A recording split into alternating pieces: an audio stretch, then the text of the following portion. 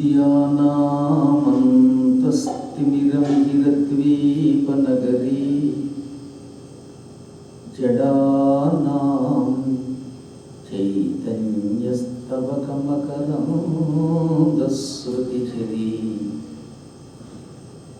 दरिद्राणां चिन्तामणिगुणनिका जन्मजलधौ निमग्नानां दंष्ट्रामुररिपुवराहस्य भवति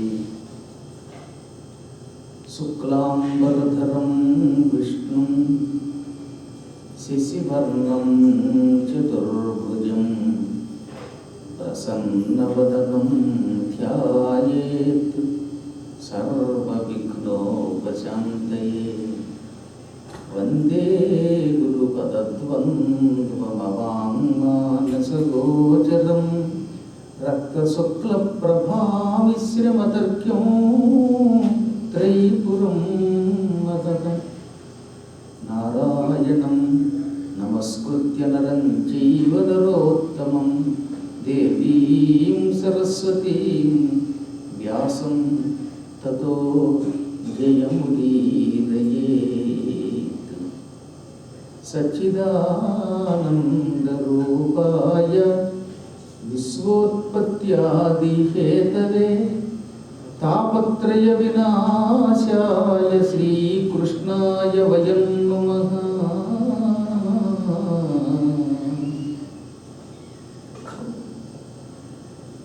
శ్రీకృష్ణ పరమాత్మని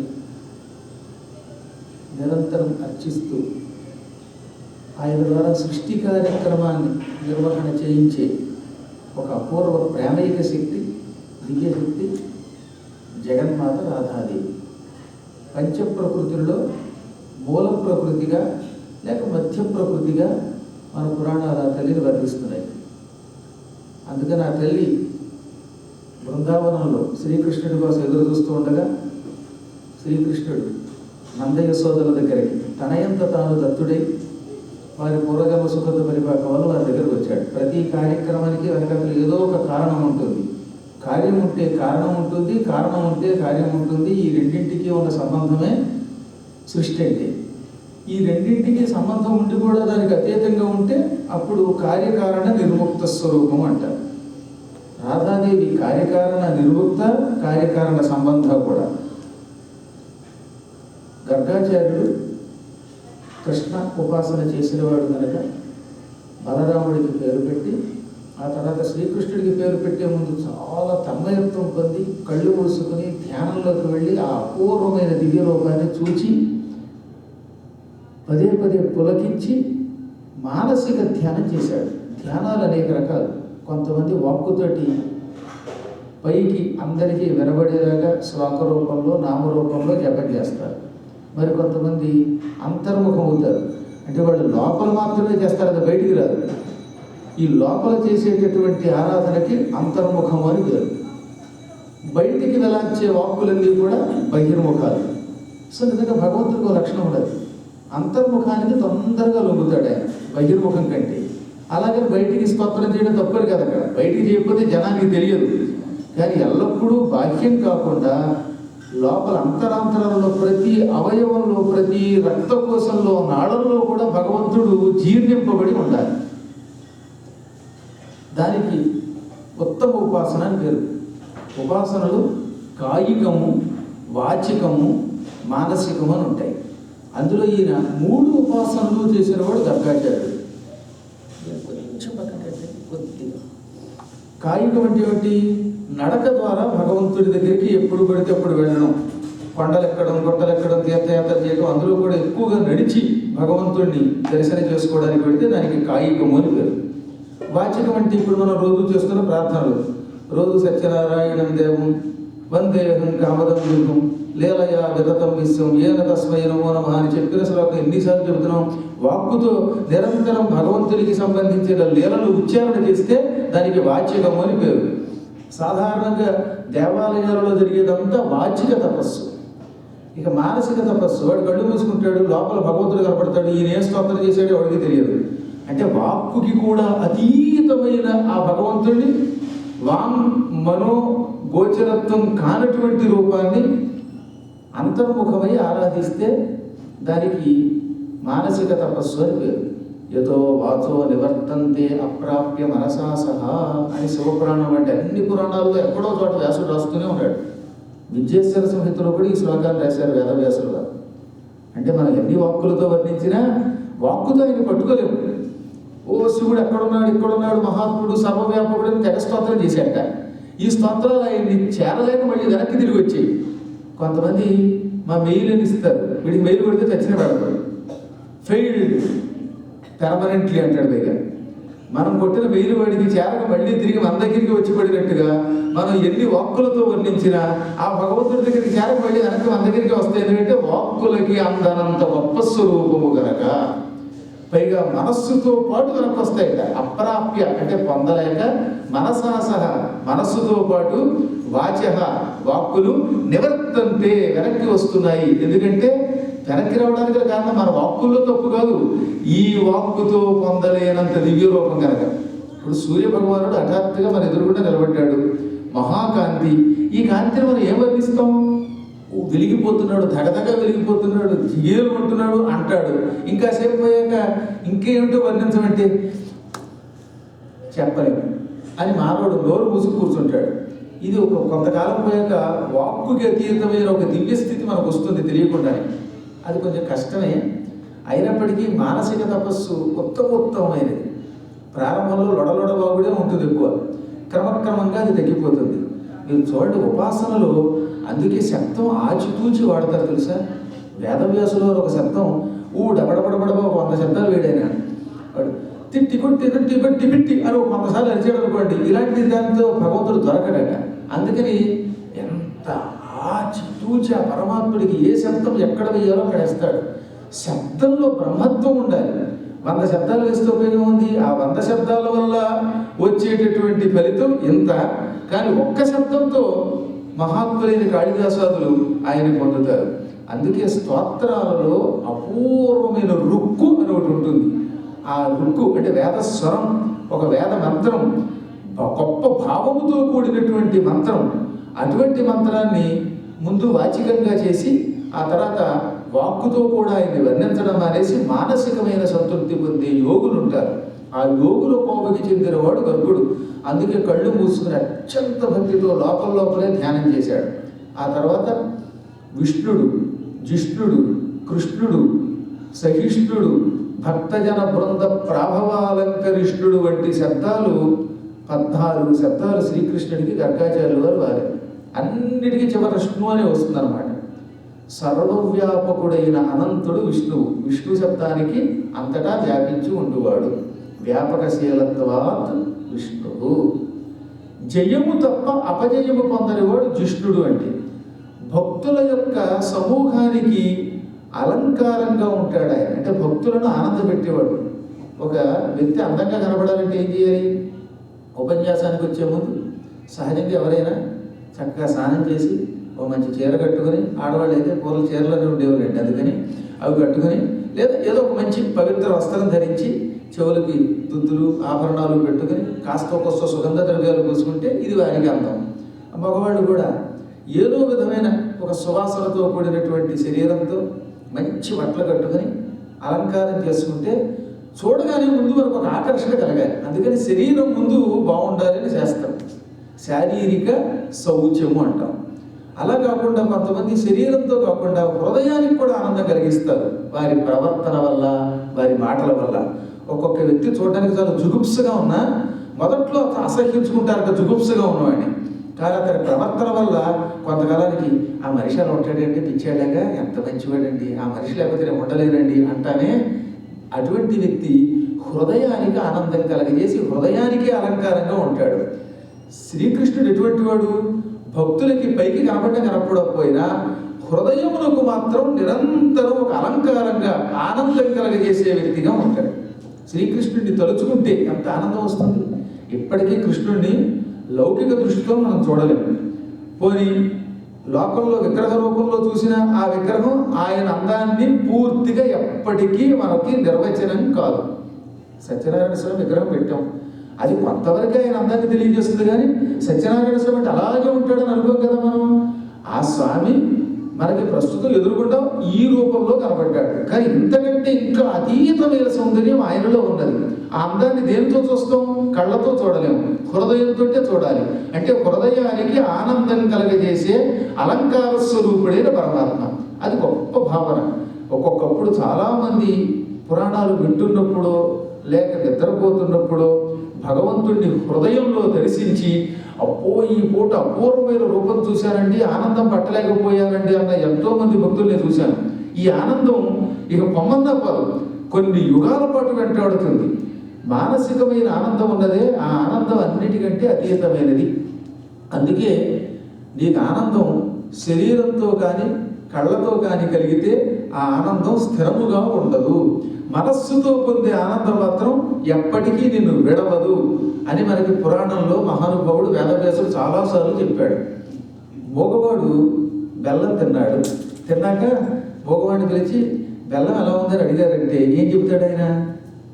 వాడికి మాటలు రావు కదా, అందుకని బెల్లమా అని అడగడే అని కళ్ళు ఇంత వేసి ఒక ఆయన చెప్పాడు అలాగే అన్నాడు.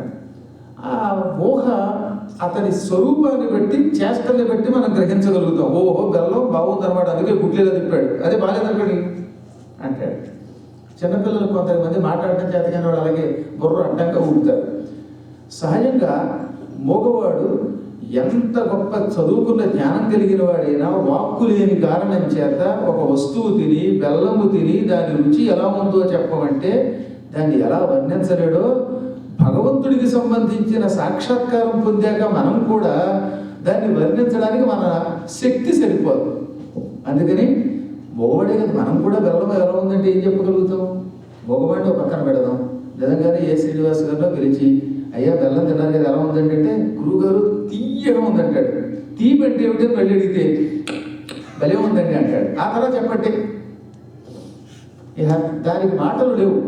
వర్ణనాతీతము రుచి. దానిని ఎవడికి వాడు తిని అనుభవించవలసింది. ఒక మంచి మిఠాయి పట్టుకొచ్చి వాడు చేతిలో పెడితే ఆ మిఠాయి తిన్నవాడికి రుచి తెలుస్తుంది. కానీ కేవలం వాక్కుల ద్వారా మిఠాయి తీపిగా ఉంది అంటే ఏమర్థమవుతుంది? అయితే వాడికి హాయిగా నా దగ్గర ప్రసాదం పెట్టారు, నేను తింటూ మిఠాయి బాగుందంటే వీడి దొరకగా ఇక్కడ కూర్చోబెట్టి వారికి పెట్టకుండా తినేస్తున్నాడు బాధపడతారు కొందరు. కాబట్టి సహజంగా కొన్ని అనుభవములు ఎవరికి వారు పొందాలి. శ్రీకృష్ణుడు దర్శనమిస్తే హృదయమునకు కలిగే ఒక అపూర్వమైన ఆనందం ఉన్నదే, ఆ ఆనందం ఉన్నది హృదయానికి ఒక అలంకారం అట. అందుకని భక్తజన బృంద ప్రాభవాలంకరిష్ణు. ఇక సహనగుణంలో ఆయన మించిన వాడు లేడు. కృష్ణుడిని చూచి మనం నేర్చుకోవలసింది ఒకటి. రోజు పురాణాల్లో కృష్ణుడు వాడిని చంపాడు లేక వీడిని రక్షించాడు, ఈ రెండే కాకుండా అసలైనది శ్రీకృష్ణ పరమాత్మ దగ్గర నేర్చుకోవలసిన అపూర్వ సుగుణం. ఇంకా ఆ సుగుణం ఏ అవతారంలోనూ లేదన్నారు. ఆయనకున్న సహనం. ఆయన ఎంత తిట్టినా ఎవడు తిట్టినా ఎప్పుడు నవ్వుతాడు. ఇంకా రాముడైన అవతారంలో కోపగిస్తాడు. అసలు కృష్ణుడు కోపగించినట్టే కనపడదు మనకి.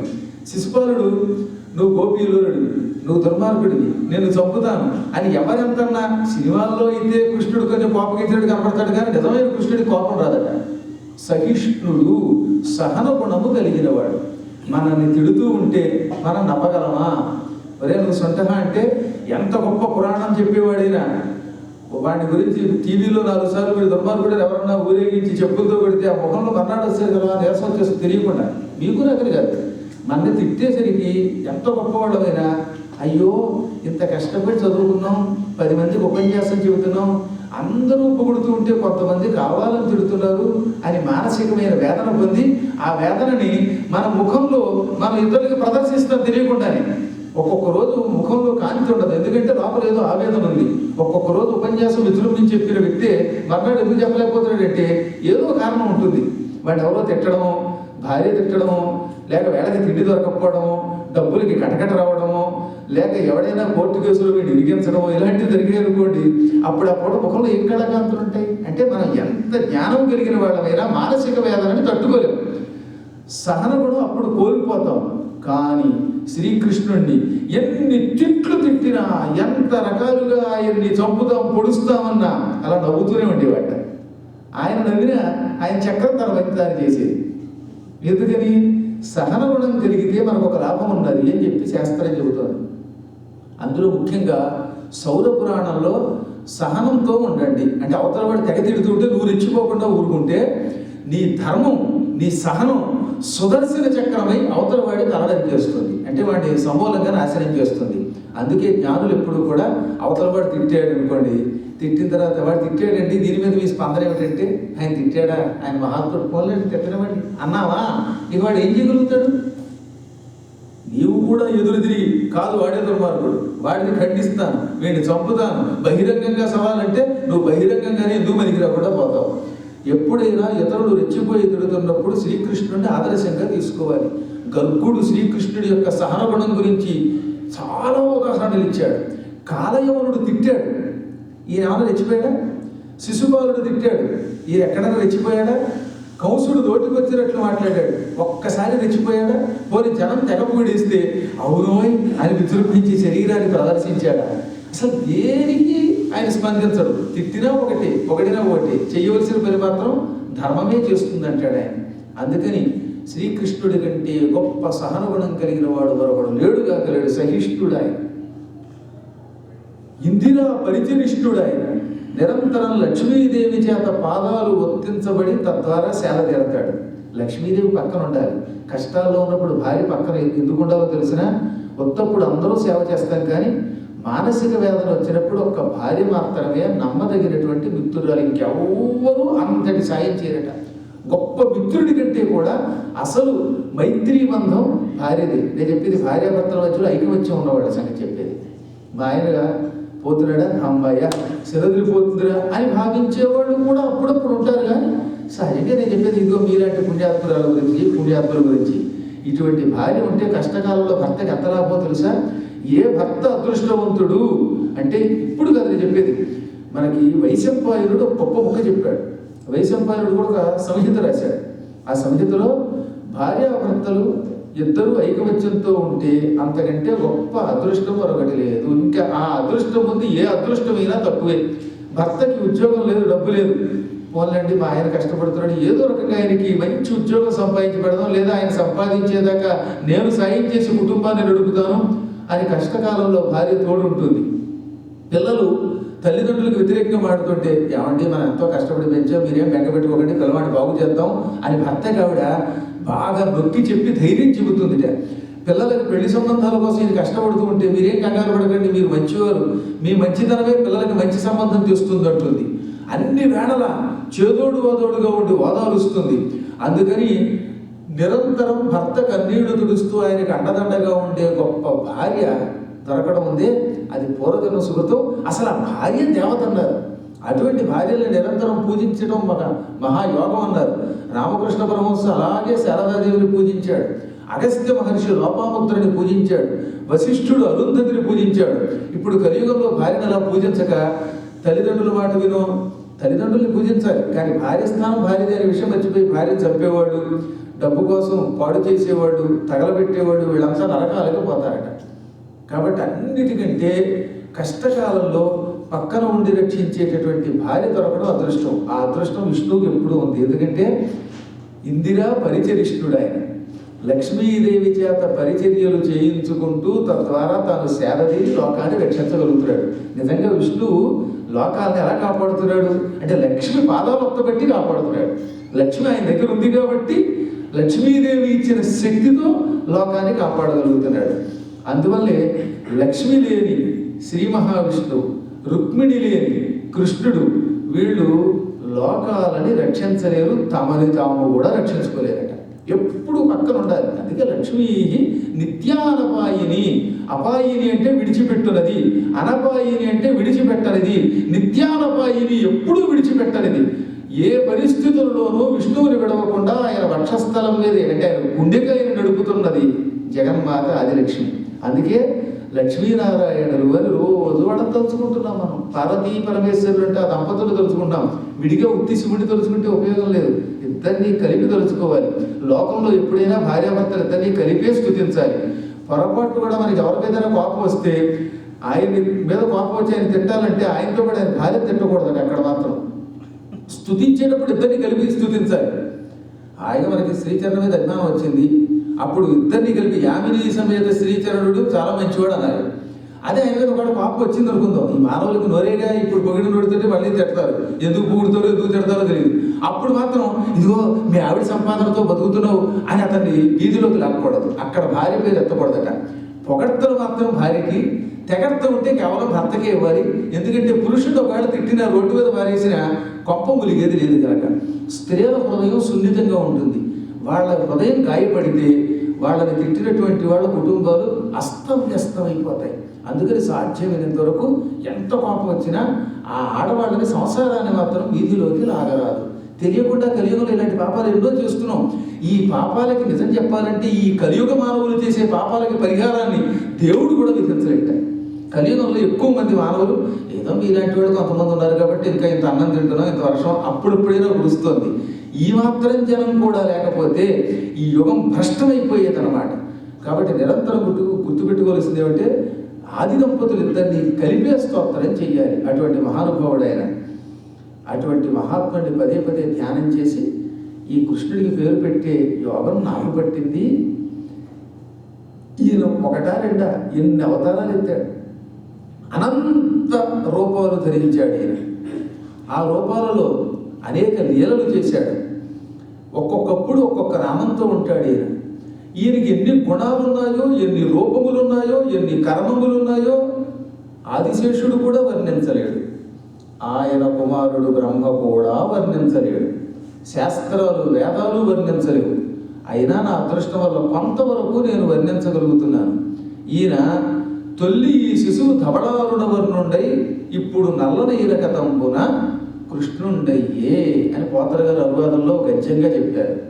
ఈ కుర్రవాడు ఇంతకు పూర్వం తెల్లగా పుట్టాడు, శుక్ల వర్ణంతో పుట్టాడు. మళ్ళీ రెండవసారి అరుణవర్ణుడై ఎర్ర రంగులో పుట్టాడు. ఇప్పుడు నల్లవాడయ్యాడు కాబట్టి కృష్ణుడు అని పిలువబడతాడు. కృష్ణ శబ్దమునకు నలుపు అని కూడా అర్థం. ఇప్పుడు నల్లగా పుట్టడం వల్ల కృష్ణుడు వరుసగా ఈయన 4 అవతారాలు ఎత్తుతాడు. 4 రంగులతో పుడతాడు. ఆ 4 రంగుల్లో ఒకటి తెలుపు, ఒకటి ఎరుపు, ఇప్పుడు నలుపు, ఆ తర్వాత కలియుగంలో పీతవర్ణంతో పుడతాడు. ఈ మహాత్ముడు ప్రస్తుతం కృష్ణవర్ణంలో ఉన్నాడు కాబట్టి కృష్ణుడు. కేవలం కృష్ణవర్ణంలో కాకుండా కృష్ణ శబ్దానికి అపూర్వ ఆకర్షణ, కర్షయతి ఇది కృష్ణ. ఎంతటి గొప్పవాడి మనస్సునైనా ఆకర్షిస్తాడు కృష్ణుడు. శ్రీకృష్ణుడి యొక్క రూపమును చూడగానే, ఆయన లీలలను చూడగానే, ఆయన చేస్తున్న ప్రవర్తనని, చేష్టల్ని చూడగానే స్త్రీలు, పురుషుడు, నపుంసకులు అనే తేడా లేకుండా, పశుపక్ష్యాదులు అనే భేదం లేకుండా అందరూ ఆకర్షింపబడి ఆహా కృష్ణుడు ఎంత అందంగా ఉన్నాడు, కృష్ణుడి లీల ఎంత ముచ్చటగా ఉంది, ఆయన వెన్న తింటే ఎంత బాగుంది, లేకపోతే మన్ను తింటే ఇంకా బాగుంది, ఆయన వెన్న తిన్నా మన్ను తిన్నా బాగుంటుంది.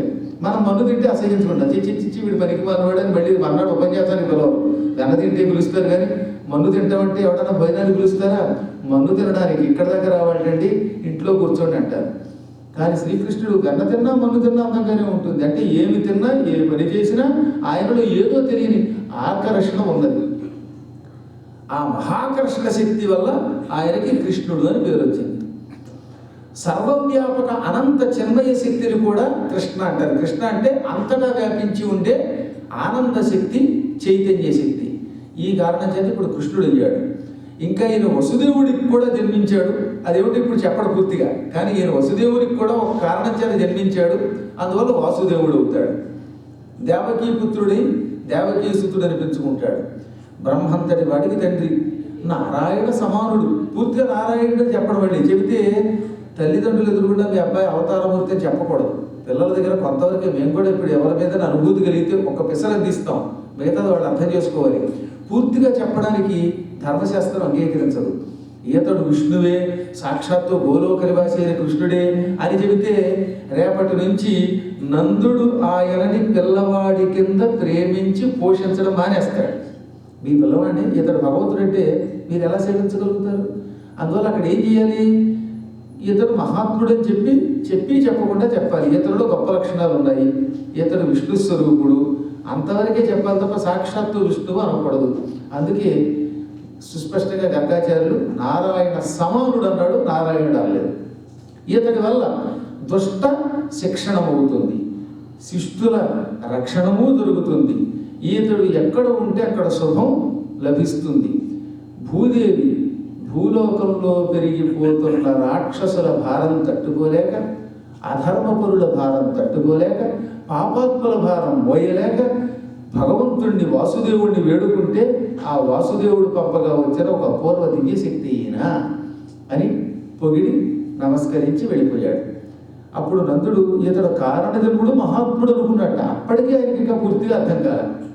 ఇది జరిగాక 3వ ఏట ఒక రోజున శ్రీకృష్ణ పరమాత్ముడు బృందావనంలో తిరుగుతూ ఉంటే స్వయంగా బ్రహ్మదేవుడు అక్కడికి అడుగుపెట్టి నారదుణ్ణి వెంట పెట్టుకొని గర్గాచార్యుడిని కులపురోహితుడిని పిలిచి రాధాదేవికి కృష్ణుడికి 3వ ఏట రాధాదేవితో వివాహం జరిపించారు. వివాహం కోసం కృష్ణుడు 3 ఏళ్ల బాలుడు 3 బదులు 30 సంవత్సరాల బాలుడిగా దర్శనమిచ్చాడు. ఎప్పుడు దేవతలు 30 సంవత్సరాల వయస్సున్న వాళ్ళ కిందే కనపడతారు. అంతకుమించి శరీరంలో మార్పు ఉండదు, చిన్నవాళ్ళుగానే ఉండదు. అందుకే దేవతలకి త్రిదశులు అని పేరు. త్రిదశులు అంటే ఏమిటి? 3 దశ అంటే 3 బదులు 30 సంవత్సరాల వయస్సు కలిగిన వారు. దశ అంటే 10, త్రి అంటే 3, త్రిదశ అంటే 3 బదులు 30 అన్నమాట. దేవతలు ఎప్పుడు అలాగే ఉంటారట. సరైన 30 ఏళ్ల వయస్సు ఉందే, ఆ వయస్సులో మరీ చిన్నతనం కాదు, వార్ధక్యం కాకుండా ఏదో తెలియని ఒక నవయౌవనం కనపడుతుంది. ఆఫ్టర్ 30 వీడి మరి 30 క్రమంగా రూపంలో మార్పు వచ్చేస్తుంది. అన్ని రకాలైనటువంటి మార్పులు వస్తాయి. అందుకని శ్రీకృష్ణుడు 30 సంవత్సరాల వయస్సు కలిగినటువంటి యువకుడిగా మారి బృందావనంలో భాండీరకమును ఒక చెట్టు ఉన్నది. ఆ భాండీరక వృక్షం కింద బ్రహ్మ ద్వారా వివాహం చేసుకున్నాడు రాధాదేవి. ఈ ఘట్టం చాలా కొద్ది మందికే తెలుసు. ఆ కళ్యాణాన్ని కళ్ళారా చూసిన వాళ్ళు బ్రహ్మ, ఎందుకంటే పురోహితుడిగా ఆయన ఉన్నాడు. అసలు బ్రహ్మగానే బ్రహ్మ. నారదుడు, గర్భుడు ఎలాగో యాదవ పురోహితుడు. ఈ ముగ్గురికే తెలుసు, నందుడికి కూడా తెలియదు. అందుకే రాధామాధవ కళ్యాణం పరమ భక్తులకి, ఏకాంత భక్తులకి తప్ప ఇతరులకు తెలియదు. ఇది పురాణం ద్వారా తెలుసుకుని అప్పుడప్పుడైనా వాళ్ళని తలుచుకుంటే రాధామాధవయోర్ జయంతి అంటే ఇక మనకు శుభం కలుగుతుంది. గర్భుడికి తెలుసు, గర్భుడి ద్వారా చాలా మందికి ఆ రోజుల్లో తెలుసు. వేదవ్యాసుల వారు కూడా బ్రహ్మవైవర్త పురాణంలో రాధామాధవ కళ్యాణం చాలా బాగా చెప్పారు. అది గోలోక ఖండంలో ఉంటుంది బ్రహ్మవైవర్త పురాణంలో. అదే భక్త జయదేవుల వారు అపూర్వంగా కళ్ళ ముందు కనపడుతూ ఉండగా బృందావనంలో నిరంతరం రాధా మాధవుడు ఇద్దరు నృత్యం చేస్తూ పొదల్లో తిరుగుతూ ఉంటే అది కళ్ళ ముందు సాక్షాత్కరించగా ఆ దృశ్యాన్ని గీత గోవిందంలో రాశాడనమాట. మేఘైర్మేదురమంబరం వనభువ శ్యామాస్తమాలద్రుమైః నక్తం భీరురయం త్వమేవ తదిమం రాధే గృహం ప్రాపయ యుద్ధం నందనిదేశితశ్చలితయోగో ప్రత్యధ్వకుంజద్రుమో రాధా మాధవయోర్జయంతి యమునాకూలే రహకేలయః. రహస్యముగా కేళి చేస్తున్నటువంటి తిరుగుతున్నటువంటి రాధామాధవులకి జయము కలుగుగాక అని ఇందులో చాలా అపూర్వంగా రాశాడు. శ్రీకృష్ణుడు చిన్నప్పటి నుంచి పిరికితనం నటించేవాట. ఓసారి రాధ నందుడికి కనపడింది. రాధ శ్రీకృష్ణుడి కంటే పెద్దది, అది మనం ప్రారంభంలో చెప్పుకున్నాం. శ్రీకృష్ణుడు ఎప్పుడు ఏ రూపం కావాలంటే రూపం ధరిస్తాడు కదా. 3 ఏళ్ళవాడు 30 ఏళ్ళవాడు అవుతాడు, 30 ఏళ్ళవాడు మళ్ళీ అంతలో పసివాడిగా కనపడతాడు. ఎప్పుడు ఏ రూపంతో ఎంత వయసు ఉన్నవాడిగా మారుతాడో ఆయనకే తెలియదు. అపూర్వ మాయ నటన.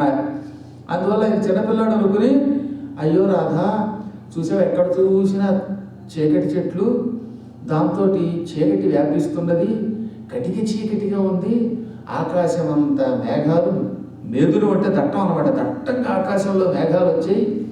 కాబట్టి ఈ చీకటి అంటే మా కృష్ణుడికి భయం. శ్రీకృష్ణుడు చిన్నప్పుడు అమ్మో నాకు చీకటి అంటే భయం, చీకట్లో బయటికి వెళ్ళలేననివంట. ఆయనకి చీకటి అంటే భయం. అందుకని పాపం వాళ్ళ అమ్మా నాన్న, మా అబ్బాయి అంత అమాయకుడో, నోట్లో వేలు పెడితే కొరకలేడు, చీకటి చూస్తే కంగారు పడతాడు అనుకునేవారు. అంతలా ఆయన గొప్ప నటన చేశాడు. అందుకని రాధా మా ఇంటికి తీసుకెళ్ళానండి అలాగేనన్నది. అలా వెళుతూ ఉండగా ఆ కృష్ణుడు కాస్త పెద్దవాడయ్యాడు. ఇద్దరూ కలిసి అనేక వృక్షాల్లో పొదల్లో క్రీడిస్తూ పాటలు పాడుకుంటూ వెళ్ళారు.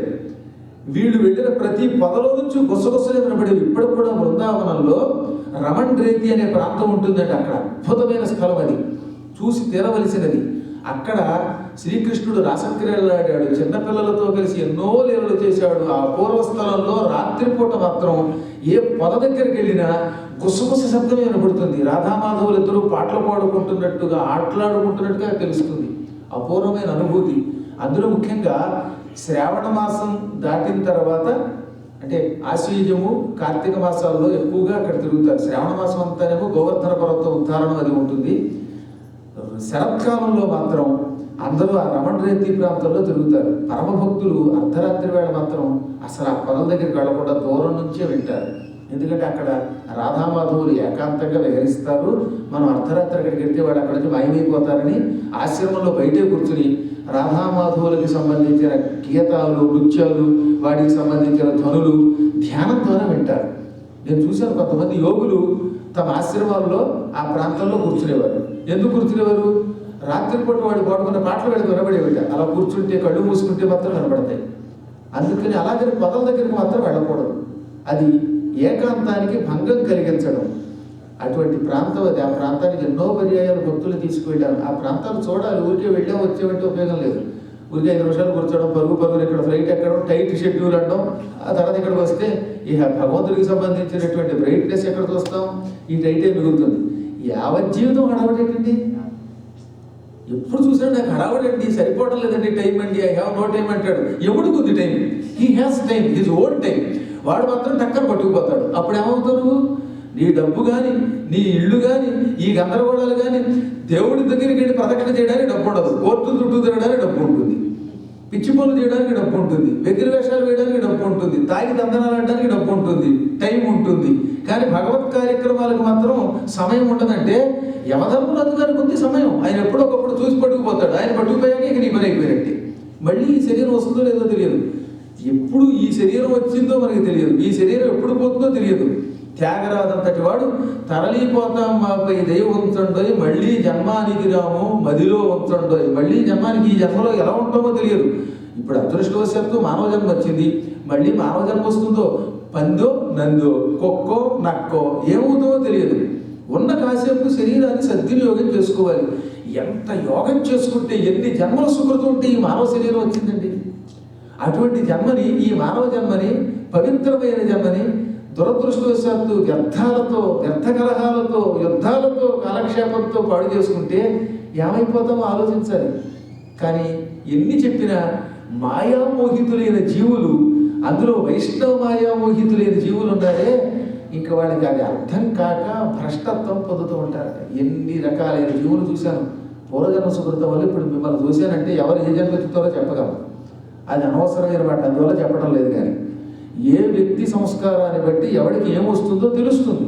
ఉన్న 4 రోజులు మాత్రం అనుక్షణం వ్యర్థం కాకుండా చూసుకోవాలి. నాకు చాలాసార్లు అప్పుడప్పుడు అనిపించేది, ఎందుకు వచ్చింది అమెరికా వెళ్ళడం నాకు, నేను ఇంట్లో కూర్చొని హాయిగా నా అమ్మవారి దగ్గర కూర్చొని జపం చేసుకోగానే. కానీ కొన్ని కారణాల చేత వస్తున్నాం. కొంతమంది ఏకాంత భక్తులు ఉంటారు. వాళ్ళు మనసులో ఈ సంవత్సరమైనా గురువుగారు వచ్చి కాసేపు ఉంటే, మా కోసమైనా వస్తే ఆయన్ని చూచి ఆయనతో మాట్లాడి ఆయన దగ్గర ఒక పద్యం విని ఆయన చేత మా పద్యాలు సరిదిద్దించుకుని వెళదామని కోరుకునేటటువంటి వాళ్ళు కొందరు ఎప్పుడూ ఉంటారు. ఇలాంటి భక్తుల కోసం ఈ సంవత్సరం వచ్చాను తప్ప నేనైతే ఈ సంవత్సరం నిజం చెప్పాలంటే అంతగా ఆసక్తి కూడా లేదు. రాను లౌకిక ప్రపంచంలోకి వెళ్ళాలనే కోరిక కంటే ఏకాంతంగా కూర్చోవాలనే కోరిక పెరుగుతోంది. కొంత వయస్సు వల్ల అయితేనేమి, క్రమంగా మా ఇంట్లో మా పీఠంలో ఉన్న అమ్మవారి యొక్క అనుగ్రహం వల్ల అయితేనే. ఎందుకంటే ఎప్పుడు అమ్మవారి దగ్గర కూర్చుంటే ఉన్న అనుభూతి వేరు. మా అమ్మ పాదాలు పట్టుకుంటే మా పీఠం చూసిన వాళ్ళకి తెలుస్తుంది.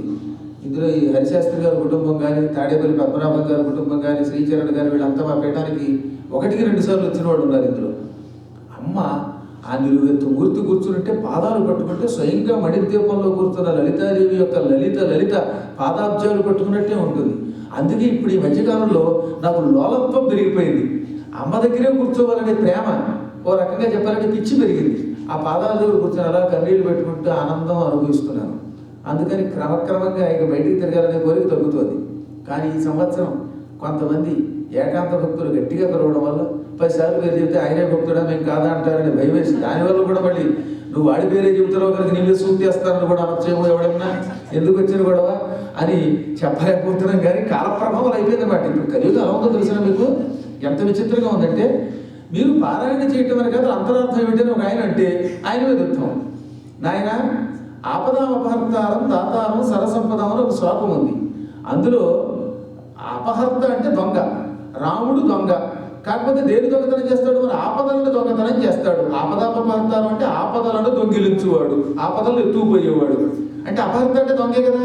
ఒక ఆయన పాప ఈ శ్లోకానికి రాముడు దొంగండి అని మొదలెట్టాడు. తర్వాత ఆయన ఉద్దేశం ఏంటి? ఆపదలను దొంగిలించేవాడు, దాతారం సర్వసంపద, దాని బదులుగా సంపదలు ఇస్తాడని. వెంటనే చెప్పులు ఇట్టుకొచ్చారు స్టేజీ మీద. దొంగ అంటావా రాముడిని?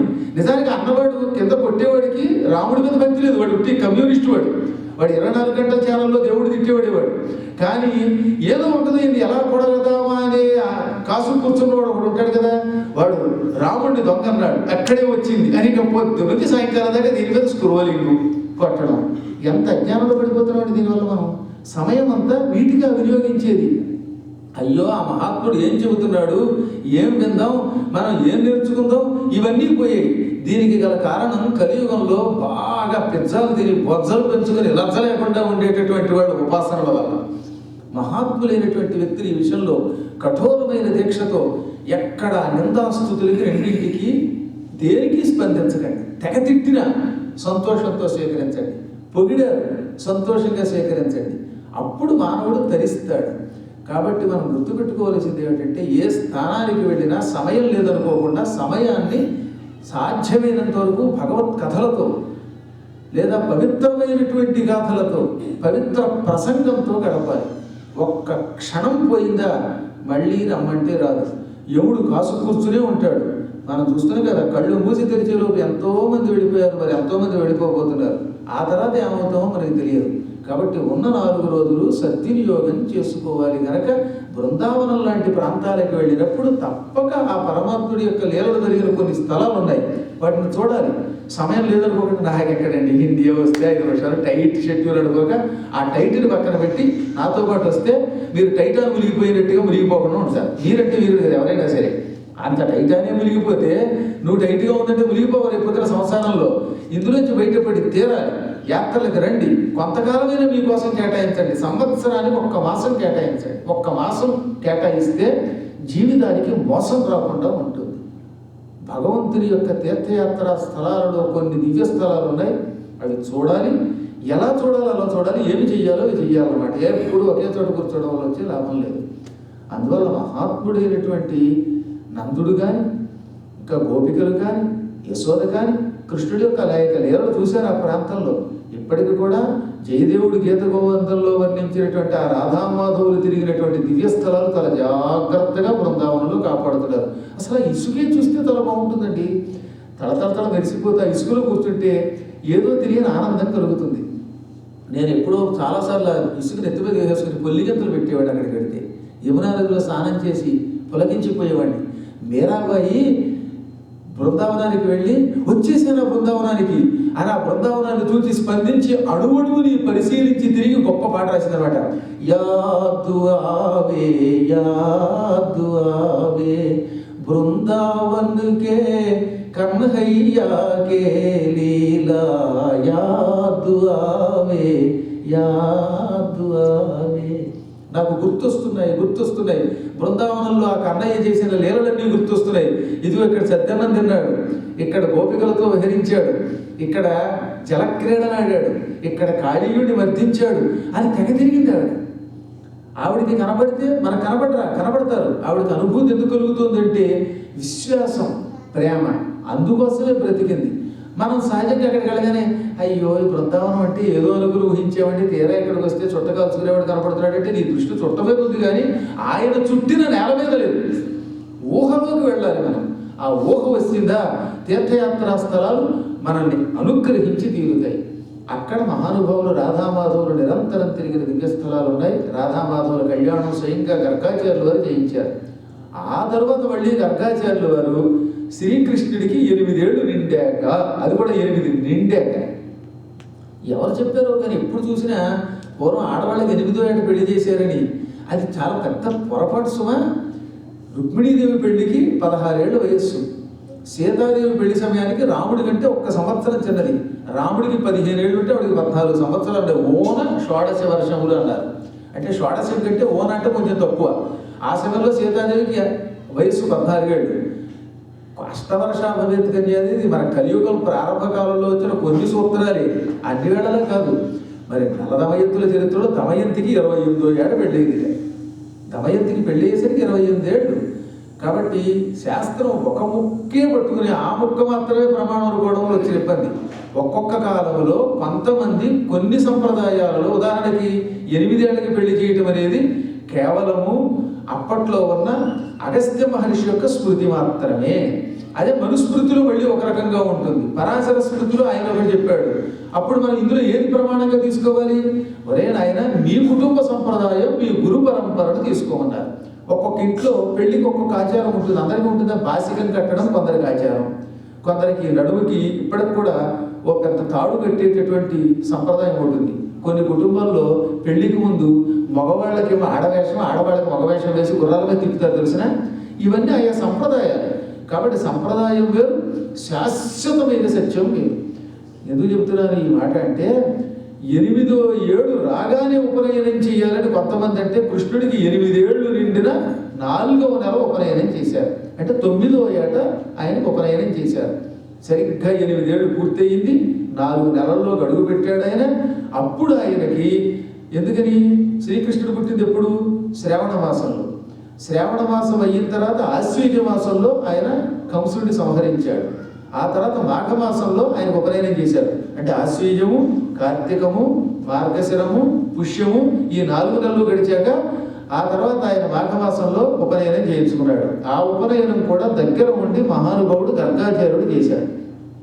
గర్గాది భూసురోత్తమ వర్గముచే ఉపనయనం చేయించాలంటే ఎప్పుడు కులపురోహితుడు ఉండి తీరాలి. ఎన్ని కష్టాల్లోనూ కులపురోహితుడు లేకుండా ఉపనయనం చేయకూడదు. కులపురోహితుడు మరణించినా, కులపురోహితుడు సన్యాసం పుచ్చుకున్నా అప్పుడు మాత్రం తప్ప, లేకపోతే కులపురోహితుడికి చెప్పకుండా చేయకూడదు. కనుక మహాత్ముడు, పరమపుణ్యాత్ముడు వసుదేవుడు గర్భుడిని పిలిపించాడు. గర్భుడికి ఆ యోగం పట్టింది. కృష్ణుడికి యజ్ఞోపేతం వేసి యోగం వచ్చింది. అప్పుడు శ్రీకృష్ణుడు బలరాముడితో కలిసి ఒకేసారి ఇద్దరికి ఉపనయనం అయిపోయింది. బలరాముడికి కృష్ణుడికి ఒకే క్షణం తేడా, యజ్ఞోపేతం వేసే క్షణం ఒకటి తేడా తప్ప బ్రహ్మోపదేశం ఇద్దరికి జాయింట్గా చేసేశారు బైకులు పెట్టి. ఆ ఇద్దరికి ఒకేసారి ఉపనయనం చేసి అప్పుడు కాశీకాపురానికి పంపారు. కాశీలో శ్రీకృష్ణుడు అక్కడ 64 రోజుల పాటు అమ్మగారితో కలిసి అద్భుతమైన విద్యాభ్యాసం చేశాడు. 64 రోజుల్లో 64 విద్యలు నేర్చుకున్నట్టే. ఆ తర్వాత తిరిగి మళ్ళీ వచ్చి మధురా నగరాన్ని పరిపాలించాడు. అప్పుడు ఈ లోపు ఏం చేశాడు నారదుడు? గర్గాచార్యుడు మనం ప్రారంభంలో చెప్పుకున్నది మర్చిపోకూడదు. మళ్ళీ గర్గుడిని యదు మహారాజు గారి సభలో అవమానం చేస్తే అప్పుడు ఆయన యాదవ వంశమును నాశనం చేసేవాడు, యాదవుల చేతిలో చావు లేనివాడు ఒక కొడుకు కావాలని యజ్ఞకొండం నుంచి ఒకరిని సృష్టించాడు. వాడి పేరు కాలయవనుడు. తాత్కాలికంగా గురువు గారిని అవమానం చేయగానే గురువు గారికి కోపం వచ్చింది. అందుకే గురువుల దూరికి వెళ్ళకూడదండి. వాళ్ళ గొడవ పడిపోయి ఏదైనా సృష్టించారంటే అయిపోతారు. అందుకని ఎప్పుడు కూడా వేద పండితులకి వేదన కలిగిస్తే ఆయన సహనంతో ఉన్నదరు పరాల. మరీ ఆయన సహనాన్ని పరీక్షిస్తే ఆయన గొడవ పడింది అనుకోండి, యజ్ఞకొండంలోంచి ఏదో ఒక శక్తిని సృష్టించాడా వీళ్ళు అయిపోతారట. ఆనాడు గర్గాచార్యుడికి ఎంత కోపం వచ్చిందో, లేకపోతే కాలయవనుడు సృష్టించాడు. ఆ కథ మనం మొదటి రోజు చెప్పాం కాబట్టి ఇప్పుడు చెప్పక్కర్లా. ఆ తర్వాత వాడు కాళ్ళ మీద పడితే మళ్ళీ జాలి పడిపోయి ఆ కాలయవనుని ఎక్కడో ఎడారుల్లోకి పంపించేశాడు ఆయన. ఇప్పుడు ఆ ఎడారి ప్రాంతంలో ఉన్న కాలయవనుడి అంతం చూడకపోతే యాదవులకి ఎప్పుడో ఒకప్పుడు ప్రమాదం వస్తుంది అని నారదుడికి తెలుసు. ఈ కాలయవనుడు చావాలి, వీడు చావకపోతే దానివల్ల యాదవులకి భవిష్యత్తులో ఏదో ఒక ఇబ్బంది వస్తుంది. కాబట్టి ఇప్పుడు ఏం చేయాలి? జరాసంధుడు అని ఒకడు ఉన్నాడు. వాడు 18 మార్లు శ్రీకృష్ణుడి మీదకి దండయాత్రకు వచ్చాడు. అందులో 17 సార్లు శ్రీకృష్ణుడి చేతిలో తుక్కు అయిపోయాడు. వాడు ఓడిపోయి సైన్యం చచ్చిపోగా మళ్ళీ 18వ వారు దండయాత్రకి సైన్యం పోగు చేసుకోవడానికి వెళ్ళాడు. దానికి కొంచెం సమయం పట్టింది. ఈ జరాసంధుడు 18వ వారు యుద్ధానికి వచ్చే లోపు నారద మహర్షి ఒక రోజున ఎడారి ప్రాంతాలకు వెళ్ళి కాలయవనుడి దగ్గరికి వెళ్ళి యవనుడి సన్మానం పొంది, యవనుడు ఎంత దుర్భరుడైనా నారదుడికి అందరూ దండం పెడతారు. నారదుడికి ఎంత గొప్ప విషయం తెలిసినా కాలయవనుడి దగ్గరికి వెళ్ళి సన్మానం పొందుతాడు, కాలుడి దగ్గర సన్మానం పొందుతాడు, హిరణ్యకశిపుడి సన్మానము పొందుతాడు, విష్ణు సన్మానము పొందుతాడు. అసలు ఆయన వెళ్ళని స్థలం లేదండి. అలా ఉండాలి జ్ఞానం అంటే. ఆయన ఏ కంట్రీకి వెళ్ళినా ఆయనకి వీసా పాస్పోర్ట్లు గ్యారంటీ. అక్కడికి వెళ్ళిన చోటల్లా ఆయనకు స్వాగతం ఉంటుంది. ఎందువల్ల అంటే అదే ఒక గొప్ప నేర్పరితనం, అజాత శత్రుత్వం. మీకు ఎంత ఆశ్చర్యం! రావణాసుడితో మాట్లాడతాడు, రాముడితో మాట్లాడతాడు, హిరణ్యకశిపుడితో మాట్లాడతాడు, విష్ణువుతో మాట్లాడతాడు, కాలయవనుడితో మాట్లాడతాడు, కృష్ణుడితో మాట్లాడతాడు. ఏ గొప్ప పాత్ర అండి! ఎప్పటికైనా నారదుడిలో పుట్టడానికి ప్రయత్నించాలి. ఎందుకు వచ్చింది మామూలు జన్మ అని నేనల్లా, గర్భుడు అన్నాడు. అంతటి ఉత్తముడు ఆయన. అటువంటి నారదుడు కాలయవనుడి దగ్గరికి వెళ్ళి, యవనా, ఈ మధ్యన చెవులు మూసుకున్నావా, లేక కళ్ళు మూసుకున్నావా, లేక ప్రపంచం చూడకుండా ఇక్కడే మారుమూల కూర్చుని హాయిగా వేళకత తాగి తిని గొడ్డు మాంసం తింటూ బతుకుతున్నావా అని అడిగాడు. అంటే ఆయనకు ఆశ్చర్యం కలిగి, నేను బీఫ్ తింటున్నానని నువ్వేదో బ్రీఫ్గా ఏదో చెప్పాలనుకున్నట్టుగా ఉన్నావు, ఇంతకీ నీ గొడవ ఏమిటి అని అడిగాడు. మరి లేకపోతే ఏమిటి, నువ్వు మహావీరుణ్ణి అని ప్రకటించుకున్నావు, ప్రపంచంలో ప్రతి వీరుణ్ణి జయించానని టప్పాలు కొట్టుకుంటున్నావు, నువ్వు నిజంగా అందరినీ జయించిన వాడినేనా? మళ్ళీ మొదలెట్టావు, అందరినీ జయించిన వాడిని. ఎవరినైనా జయించకపోతే చెప్పడం మానేసిలాగా వ్యంగ్యంగా పలుకుతావు ఏమిటన్నాడు ఆయన. యవనా, నీవు సమస్త భూపతుల బాహాకర్వ గర్వంబూలన్ పవనుండభ్రములన్ హరించు పగిదిన్ భంజించియున్ ఎలవార్వవు. ఎవరా, నువ్వు చాలామందిని జయించిన మాట సందేహం లేదు. భూలోకంలో ఉన్న రాజుల్లో చాలామంది అయితే నీ చేతిలో ఓడిపోయినవాడు, లేదా నీకు మిత్రుడు. కంసుడు, జరాసంధుడు, దంతవక్తుడు, నరకాసురుడు, వీళ్ళంతా నీకు మిత్రుడు. ఇక మిగతా వాళ్ళని నువ్వు జయించావు. తద్వారా అందరూ ఏమన్నారు, అబ్బో కాలయవనుడు అంటే సామాన్యుడు కాదు, ప్రభంజనం లాంటి వాడు, పెద్ద గాలి వస్తే మేఘాలు ఎగిరిపోతాయి, కాలయవనుడు వచ్చాడా శత్రువులు మేఘాల్లో చెల్లాచెదరైపోతారు అని పొగుడుతున్నారు. కానీ ఈ మధ్యన భూలోకంలో యాదవుల్లో శ్రీకృష్ణుడు ఒక ఆయన తయారయ్యాడు. ఆయన గురించి వినలేదా? నీ మిత్రుడు కంసుడు చచ్చిపోయాడు, ఆ వార్త కూడా నీ చెవిలో పడలేదా? ఇంకా నీకు మరొక మిత్రుడైన జరాసంధుడు ఆయన చేతిలో 17 పర్యాయాలు ఓడి పలాయనం చెత్తగించాడు, ఈ వార్త నీ దాకా రాలేదా? ఇంకా ఇక్కడికి న్యూస్ ఛానల్స్ రాలేదా అన్నాడు. అనగా నేను ఆశ్చర్యపోయి, నిజమా? కుర్రాడు ఒకడు శ్రీకృష్ణుడు అనేవాడు పుట్టాడా? పుట్టి నా మిత్రుడు కంసుడిని చంపాడా? అసలు ఈ వార్త కన్నాకర్ణిగా కూడా చెవి దగ్గరికి రాలేదు. నాకు ఆశ్చర్యంగా ఉన్నది. ఏం జరిగిందంటే మొత్తం చెప్పుకొచ్చాడు. వసుదేవుడికి దేవకీదేవికి కృష్ణుడు పుట్టాడు, నందుడి దగ్గర పెరిగాడు, ఆ మధ్యనే వచ్చి కంసుడిని చంపాడు, విద్యాభ్యాసం పూర్తి చేసుకుని మధురా నగరాన్ని మళ్ళీ కంసుడి తండ్రినే ఉగ్రసేనుడే రాజును చేసి సుసంపన్నంగా పరిపాలిస్తున్నాడు. అనగానే ఈయన ఆశ్చర్యపోయి, యాదవుడు ఎటువంటి వాడు, ఆ శ్రీకృష్ణుడు ఎలా ఉంటాడో చెప్పు, ఆయన వివరాలు తెలుసుకుంటే వెళ్ళగానే గుర్తుపెట్టి వాడు అర్థం చూస్తానన్నాడు. ఆయన కృష్ణుడు ఎవరో తెలియకుండా అక్కడికి వెళ్ళి ఎవరితో యుద్ధం చేయాలి? కాబట్టి కృష్ణుడు బలం ఏమిటి, రూపం ఏమిటి, గుణం ఏమిటి, ఆయన లీలలు ఏమిటి చెప్పమంటే మళ్ళీ నారదుడు అప్పటిదాకా ఇలా రెచ్చగొట్టిన వాడు కృష్ణుడి గొప్పతనం వర్ణించమని కానీ కళ్ళు మూసేసుకుని ఏం చెప్పమంటావు ఆయన గురించి, చెప్పడానికి నా వాక్కు సరిపోదు. మళ్ళీ భక్తి, ఈ భక్తితో ఉన్నట్టు వాడికి కనపడతాం. ఈయన భక్తి ఈయనకే తెలుస్తుంది కానీ కాలయవనుడికి అర్థం కాదు. అంత అద్భుతంగా వర్ణించాడు. సో పోతన గారు ఇలాంటి చోట్ల విజృంభించి రాయేస్తారు. నీలజీమూత సన్నిభ శరీరము వాడు తామరసాభ నేత్రములవాడు పూర్ణేందు బింబంబు బోలెడి మోమువాడు ఉన్నత దీర్ఘ బాహులవాడు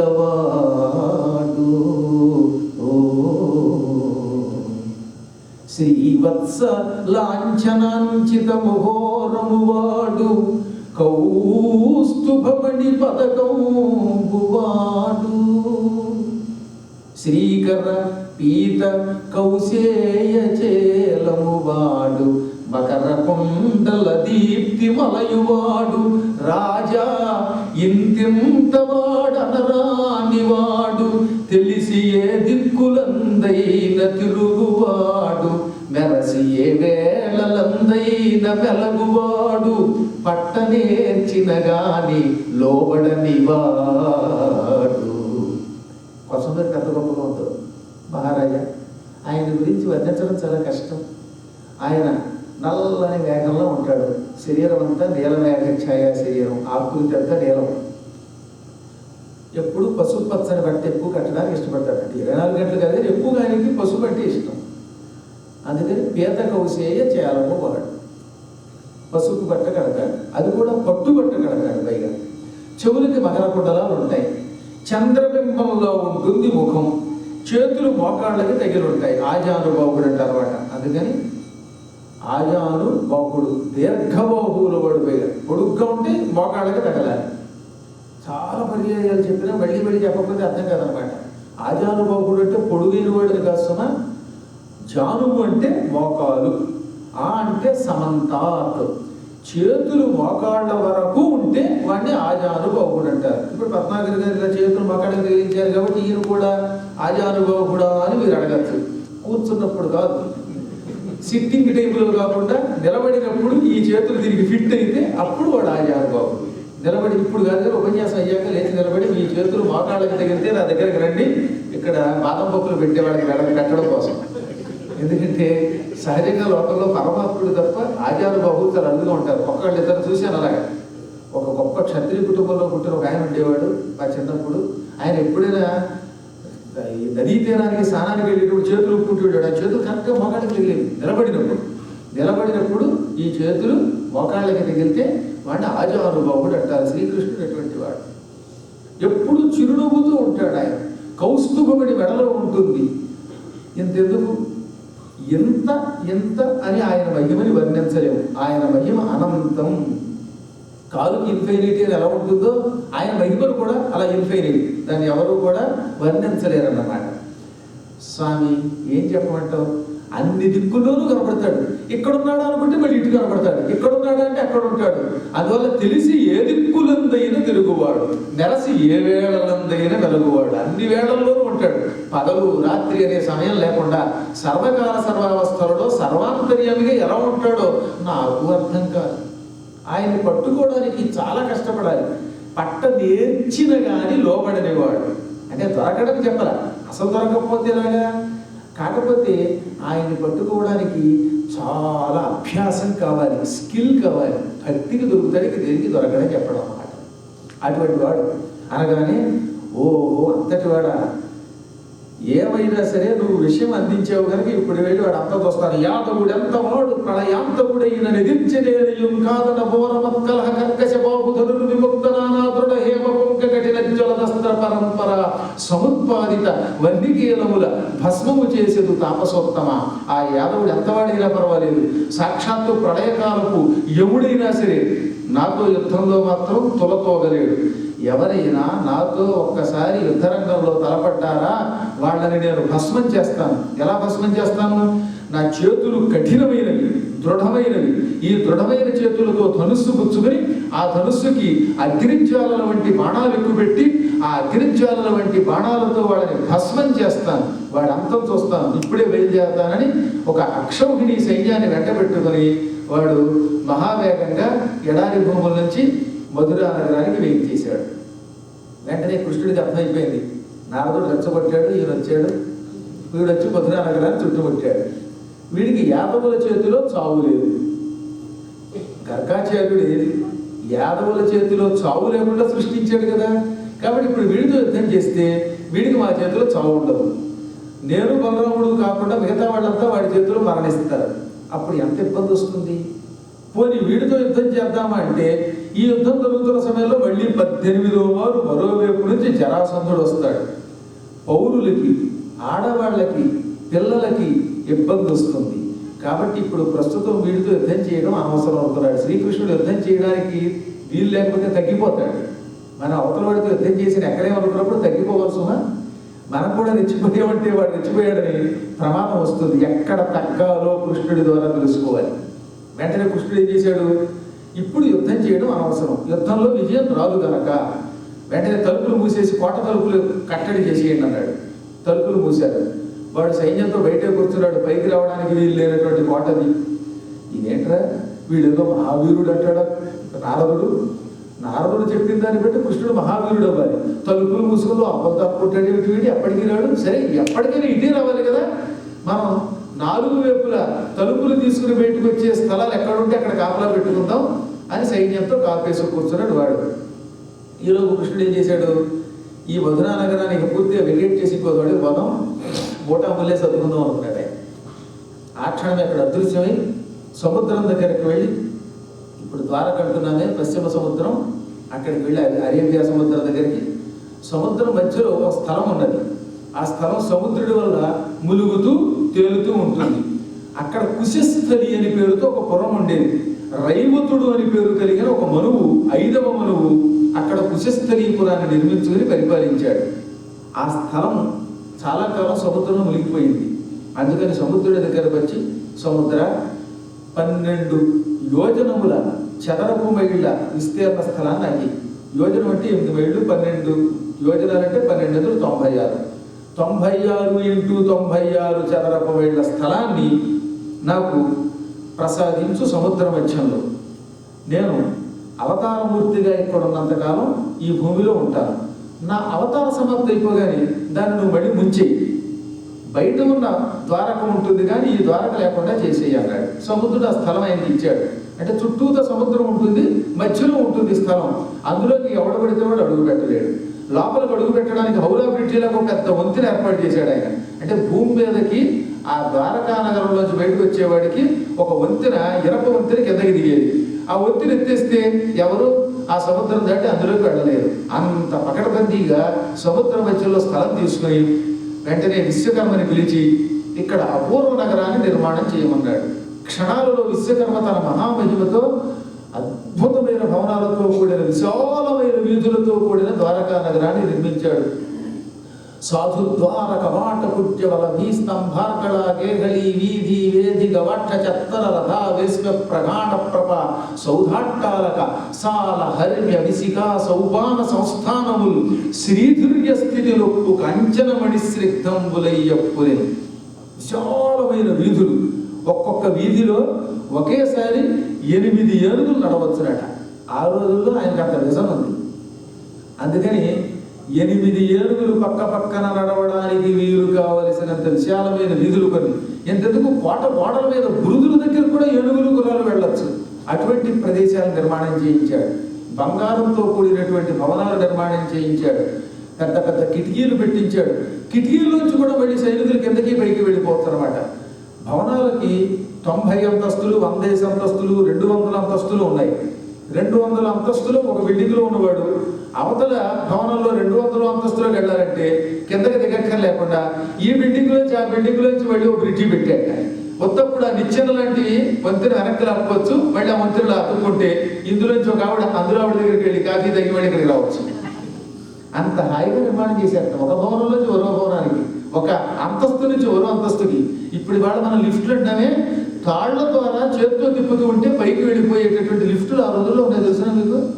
ఆ లిఫ్ట్ తెగదట. పైగా ఈ లిఫ్ట్కి కరెంట్ పోతే ఇబ్బంది, దానికి కరెంట్ పోవడం ఉండదు. ఎప్పుడు ఆ పెంటే లేకుండా పైకి కిందకి దిగే అపూర్వమైన ఏర్పాట్లు చేశారు. ఆ పై నుంచి కిందకి నీరు దిగడం ఎక్కడం లేదా ఇప్పుడు మీకు 200 అంతస్తుల్లో ఉన్న వాళ్ళు హాయిగా స్నానం చేసి మళ్ళీ కిందకి రాగలుగుతున్నారంటే నీరు పైకి పంపిణీ ఎంత బాగా చేశాడో ఆలోచించండి. గాలి యంత్రాలు, కరెంట్ అయితే ప్రమాదం. అందుకని గాలి మరలు పెడితే ఈ గాలి ద్వారా నీరు పైకి వెళ్ళిపోతుంది. మీరు చూసారో లేదో, పూర్వం మేము చెరువుల్లో తామరకాడ తెచ్చి ఆ కాడ రొట్టో పెట్టుకుని నీరు పీల్చుకునేవాడు. అంటే ఆ పీల్చడం ద్వారా గాలి ద్వారా నీరు లోపలికి వస్తుంది. ఇలా 200 అంతస్తుల్లోకి పైకి నీళ్లు పంపించాడన్నారు ఆయన. ఇప్పటికి కూడా ద్వారక సముద్రంలో తెలిసిన దాని మీద ఒక రీసెర్చ్ చేసి మనకి ఒక డాక్యుమెంట్ అందించాడు మహానుభావుడు. ఆయనకి ఆ మధ్యన ఏలూరులో సన్మానం చేశారు. ఆయన చూపిస్తూ ఉంటే ఆ అంతస్తులు, ఆ భవనాలు ఏమి సైన్స్ అండి, అసలైనటువంటి ఆర్కిటెక్ట్ అంతా అదే. ఆ రోజుల్లో ఏం చదువుకున్నారని అడుగుతాడు మూర్ఖుడు. తమిళనాడులో 2 కళ్ళు కనిపించని నల్లకడతోడు పెట్టుకునే దౌర్భాగ్యుడు, 8 ఏళ్ళైనా చక్రాల కుర్చీలో కూర్చున్న ఒక దౌర్భాగ్యుడు. రాముడు ఏ ఇంజనీరింగ్ కాలేజీలో చదివాడు, రామసేతు ఎక్కడుంది అంటాడు. వాడికే తెలిసి ఇంజనీరింగ్ గురించి. కళ్ళెదు కూడా రామేశ్వరంలో ఆ భవనాలు చూస్తున్నాడా? అయినా ఇంకే అర్థం కదండి, ఇంత అజ్ఞానులు ఎక్కడుంటారని అనిపిస్తుంది అనమాట. అలా 200 అంతస్తులతో అపూర్వంగా నిర్మాణం చేయించాడు ఆయన. అటువంటి వాటికి తన యోగశక్తితో మొత్తం మొత్తం ఈ మధురా నగరములో ఉన్న పౌరులందరినీ ఒక్కొక్కరిని ఒక్కొక్క ఇంట్లోకి తెచ్చేశాడు. అంటే మళ్ళీ ఏదో అపార్ట్మెంట్లు కొనుక్కోవడం, ఫ్లాట్లు కొనుక్కోవడం, గృహప్రవేశాలు, వాయిదాలు కూడా వీళ్ళందరి యొక్క పర్మిషన్స్ ఏమీ లేవు. కృష్ణుడు ఎక్కడున్న వాడిని అక్కడ ఒక్కొక్కడు ఒక్కొక్క భవనంలో చేరిస్తే ఆ భవనంలో చేరబడిన వాళ్ళకి ఆశ్చర్యం కలిగింది. ఏమి మహిమ, ఎక్కడి మధురాపురం, ఎక్కడి ద్వారక, మధుర నుంచి ద్వారకలోకి మొత్తం జనానందరినీ చేర్చిన శ్రీకృష్ణుడి యొక్క మహిమే గొప్పదని పొగిడారు ఆయన. ఇప్పుడు మధురా నగరం అంతా ఖాళీ చేసి జనముని యోగశక్తితో ద్వారకలో చేర్చి అక్కడ నుంచి ఆయన తిరిగి మళ్ళీ మధురా నగరానికి వచ్చాడు. ద్వారకలో హాయిగా వాళ్ళంతా ఈ యుద్ధానికి ఏ భయము లేకుండా ఉన్నారు. అక్కడ ద్వారకా నగరంలో బ్రాహ్మణులు ఉన్నారట. బ్రహ్మత్వము లఘువగునని బ్రహ్మయ్య బిరుదులకు వచ్చి పట్టడుగాక బ్రహ్మాది కళల తత్పురి బ్రహ్మజనుల్ బ్రహ్మ చిక్కు పరుపరి చర్చం. బ్రహ్మదేవుడు భూలోకానికి వచ్చి నా పాండిత్యాన్ని పరీక్షించుకుందాం అనుకున్నాడు. తన వేద పాండిత్యం పరీక్షించుకోవాలంటే ఏం చేయాలైనా ఎవరితోనైనా వాదోపవాదాలకు వెళ్ళాలి. భూలోకానికి వచ్చి అందరితో వాదించి ఎప్పటికైనా బ్రహ్మని నేనే గొప్ప అంటే భూలోకంలో నా శిష్యులేని మీరు పెద్ద పండితులు కాదు అని తిరస్కరించి వెళ్ళిపోయాక ఆఖరిసారిగా బ్రహ్మగారిని ఎవరో ద్వారకా నగరానికి వెళ్ళండి, అక్కడ ఉన్నటువంటి వేద పండితులతో కాసేపు ముచ్చటించి మీ పాండిత్యం ప్రదర్శించండి అన్నారు. వెంటనే ఆయన అడిగిపోయి నా బ్రహ్మత్వం లఘు అయిపోతుంది, నా పదవి చిన్నపోతుంది, వాళ్లతో కనుక వాదోపవాదాలకు వెళితే వాళ్ళ స్వరమును నా స్వరం కూడా ఎందుకు పనికిరాదు, ఎందుకు వచ్చిందని బ్రహ్మదేవుడు అడిగిపోయి భూలోక యాత్ర మార్చుకుని తిరిగి బ్రహ్మలోకానికి వెళ్ళిపోయాక. నిజంగా బ్రహ్మగారి గనక ద్వారకా నగరంలో ఉన్న వేద పండితులతో పోటీకి వచ్చినట్టయితే బ్రహ్మ అంతటి వాడిని కూడా తమ పాండిత్యంతో చిక్కు పెట్టగలరు. వాడు బ్రహ్మ చిక్కు పెట్టరే అన్నాడు. బ్రహ్మని కూడా చిక్కు పెట్టగలరు అంతటి పండితులు. ఇంకా అక్కడ ఉన్నటువంటి క్షత్రియులు పరశురాముడితో యుద్ధం చేయగలరట. అక్కడ ఉన్న వైశ్యులు ఉన్నారు, వాళ్ళ డబ్బు కుబేరుడి దగ్గర కూడా లేదు. అందుకని కుబేరుడి కంటే గొప్ప సంపద కలిగిన వాళ్ళని ఊరుకోకుండా భాగవతంలో ఎంతెందుకు సముద్రుడి కంటే వాళ్ళే గొప్పవాళ్ళు అన్నారు. రత్నాకరమై జలనిధి రత్నములు ఈరేరది ఎటి రత్నాకరము రత్నములు కొనుదురిత్తులు రత్నాకర జయులు వైశ్య రత్నములు గురిందన్నారు. సముద్రుడికి రత్నాకరము అని పేరు. అంటే రత్నములకు నిలయం, ఆకరము అంటే నిలయం. రత్నాలు అందులో ఉన్నాయి కనుక రత్నాకరుడు అన్నారు. పేరుకి రత్నాకరుడు కానీ ఎవరికైనా ఒక రత్నం ఇచ్చాడా? ఎంతసేపు మత్స్యరత్నాలు తప్ప అసలు రత్నాలు ఎవరికైనా ఇచ్చాడా, అమ్మాడా, దానం చేశాడా? పశ్చిమ సముద్ర తీరంలో పురాణం చెబుతారు. రత్నాకర్ గారి పురాణానికి ఒక్క రత్నమైన అక్కడ పెట్టాడా? కానీ ఆ ఊళ్ళో ఉన్న వైశ్య రత్నాలు ఉన్నారే, రత్నాకరుణ్ణి కూడా కొనగలరు. రత్నాలు కొంటారు, దానం చేయగలుగుతారు. అందుకని రత్నాకర జయులు వాళ్ళు అని వాళ్ళని పొగిడారు. ఇంకా అక్కడ రైతులు ఉన్నారు, వాళ్ళు పండించినటువంటి పంటతో ఆది భిక్షు శివుడికి కూడా ముష్టి వేసి ఇంకెప్పుడు ఎక్కడికి ముష్టికి వెళ్ళారు, కావాలని ఇక్కడే కృష్ణ వేసి శుభ్రంగా పోంచి ఇంక నీకు ముష్టి అక్కర్లేదు అని ఈశ్వరుడి యొక్క భిక్షాటనం అనిపించేంత గొప్పవాడు అనమాట. అంతటి సంపద కలిగిన వాడు, అంతటి అన్నాన్ని పండించగలిగే అన్నదాతలు. ఈ విధంగా అన్ని జాతుల వాళ్ళు అక్కడ ఉన్నవాడు మహాత్ములు, ఒకరిని ఇచ్చిన వాడు ఒకరు. ఆ విధంగా ద్వారకా నగరాన్ని నిర్మాణం చేయించి పౌరులను అక్కడ పెట్టి ఇప్పుడు మళ్ళీ మధురా నగరానికి వచ్చి కోట తలుపు స్వయంగా తీసుకుని, ఇంకెవరూ లేరుగా మధురా నగరంలో ఈయన ఒక్కడే ఉన్నాడు. కృష్ణుడు ఒక్కడే సింహద్వారం తీసుకుని నడుచుకుంటూ వచ్చాడు. కాలయవనుడు చూశాడుగా, గర్గాచార్యుడి ద్వారా సృష్టింపబడిన మహావీరుడని వాడికి అహంకారం ఉన్నది. అందుకని తలుపు తీసుకుని ఒంటరిగా నడిచి వస్తున్న కృష్ణుడిని చూచి తన ఆత్మీయులతో అన్నాడు, యవనుడు, ఎవర్రా, ఎవడి నడిచి వస్తున్నవాడు? కరిసంఘంబులు లేవు, ఏనుగులు కూడా రావడం లేదు. రావు తురగౌఘంబుల్, కొని కూడా గుర్రాలున్నాయా? గుర్రాలు లేవు. రథము రాతములు పరిసర్పింపవు, చుట్టూత రథములు లేవు. రారు సూరులు, కాలిగడకతోటి వీరులు రావడంలా. అంటే రథ గజ త్వరగ పదాతి దళములని పిలువబడే చతుహు అంగబలములు లేవు, 4 అంగములు లేవు. పూర్వం మహారథుల దగ్గర 4 సైన్యాలు ఉండేవి. అందులో రథాల మీద ఎక్కి యుద్ధం చేసేవాళ్ళు, గుర్రాల మీద ఎక్కి యుద్ధం చేసేవాళ్ళు, ఏనుగుల మీద ఎక్కి యుద్ధం చేసేవాళ్ళు, కాలినడకలు యుద్ధం చేసేవాడు. అందుకని చతుహు అంగ బలము చతురంగ బలం అవుతుందన్నమాట. చతురంగం కాదు, చతుహు అంగం కలిస్తే సంధి చతురంగం. అంటే 4 భాగములు, 4 పార్ట్స్ ఆఫ్ ది సోల్జర్స్. అందులో ఒకళ్ళు ఏనుగులు ఎక్కితే, కొంతమంది గుర్రాలు ఎక్కితే, కొందరు కాలినడకన పెడితే, కొందరు ఈ రథాల్లో యుద్ధం చేసేవారు. ఇవేవి కూడా రావడం లేదు. పోని ధనుర్బాణాసి ముఖ్య ఆయుధోత్కరముంబు నడు. యుద్ధానికి వచ్చేవాడికి సైనికులు లేకపోయినా పర్వాలేదు, ఆయుధాలైనా ఉండాలిగా. చేతిలో ధనుస్సు లేదు, బాణములు లేవు, కత్తి లేదు, గద లేదు, డాలు లేదు, ఏమీ లేకుండా ఒక్కడే వస్తున్నాడు. కారణం ఏమిటి? చక్రయ చేపయుత మేఘ స్ఫూర్తితో మాలికాధరుడొక్కండది నిర్గమించే నగర ద్వారం పునంగంటీరే. నల్లని మేఘం మెరుపు తీగతో వస్తోందా అన్నట్లుగా ఈ ఒక్క వ్యక్తి వస్తున్నాడు. శ్రీకృష్ణుడు నల్లగా ఉన్నాడు కదా, అందుకని ఆయన మేఘంలో ఉన్నాడు. మేఘంలో మెరుపు తీగలో ఏముంది? ఆయన మెడలో దండ ఉన్నది, వనమాల. ఆయన మెడలో వేసుకున్న దండ మెరుపు తీగలో ఉంది. ఆయనేమో నల్లగా మేఘంలో ఉన్నాడు. ఈయన ఒక్కడే వస్తున్నాడు. కారణం ఏమిటి? అసలు మనం ఎన్నాళ్ళు అయింది ఈ నగరం మీదకి దండయాత్రకు వచ్చి?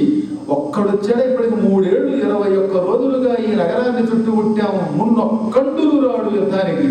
వీడు ఒకడు వస్తున్నాడు, పైగా నిరుముక్తాయుధుడు, ఆయుధం లేకుండా వస్తున్నాడు. బహుశా భయపడిపోయాడా?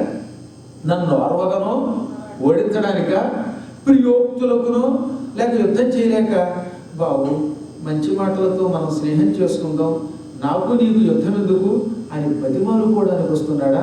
లేక మా నగరంలో డబ్బు లేక 21 రోజులుగా తలుపులు మూసుకుని తిండి లేక అల్లాడిపోతున్నామని శ్రీగోరియో డబ్బు కోసం వస్తున్నాడా అని యవనుడు ఆత్మీయ జనాలతో సంభాషించాడు. ఇంతలో వాళ్ళు అన్నారు, ఎవరైతేనే మొత్తం మీద మన దగ్గరికి ఇప్పటికి ఒకడు వచ్చాడు కదా, వీడు చంపేద్దామా అంటే, ఎవరు రోయ్, నేను అంత సామాన్య మానవుండా, వాడెవడో ఆయుధం లేకుండా, వాహనం లేకుండా, కాలినడకలు వస్తూ ఉంటే ఇంత సైన్యం వెళ్ళి వాడిని పట్టుకుంటే మన పరాక్రమం ఏముంది? అందరూ రేపు పొద్దున ఏమంటారు, ఎందుకు పనికిరాడు వాడు కాలయవనుడు, ఒక్కడిని పట్టుకోవడానికి అక్షౌహిణి సైన్యంతో వెళ్ళాడంటారు. నాకు నీతి ఉన్నది సుమా, ఒంటరిగా ఆయుధం లేకుండా వచ్చిన వాడిని ఒంటరిగా ఆయుధం లేకుండానే పట్టుకుంటాను, మీరు ఇక్కడే ఉండండి. ఆయన వెంటనే ఏం చేశాడు? టక్కని దూకేశాడు ఒక్కసారి.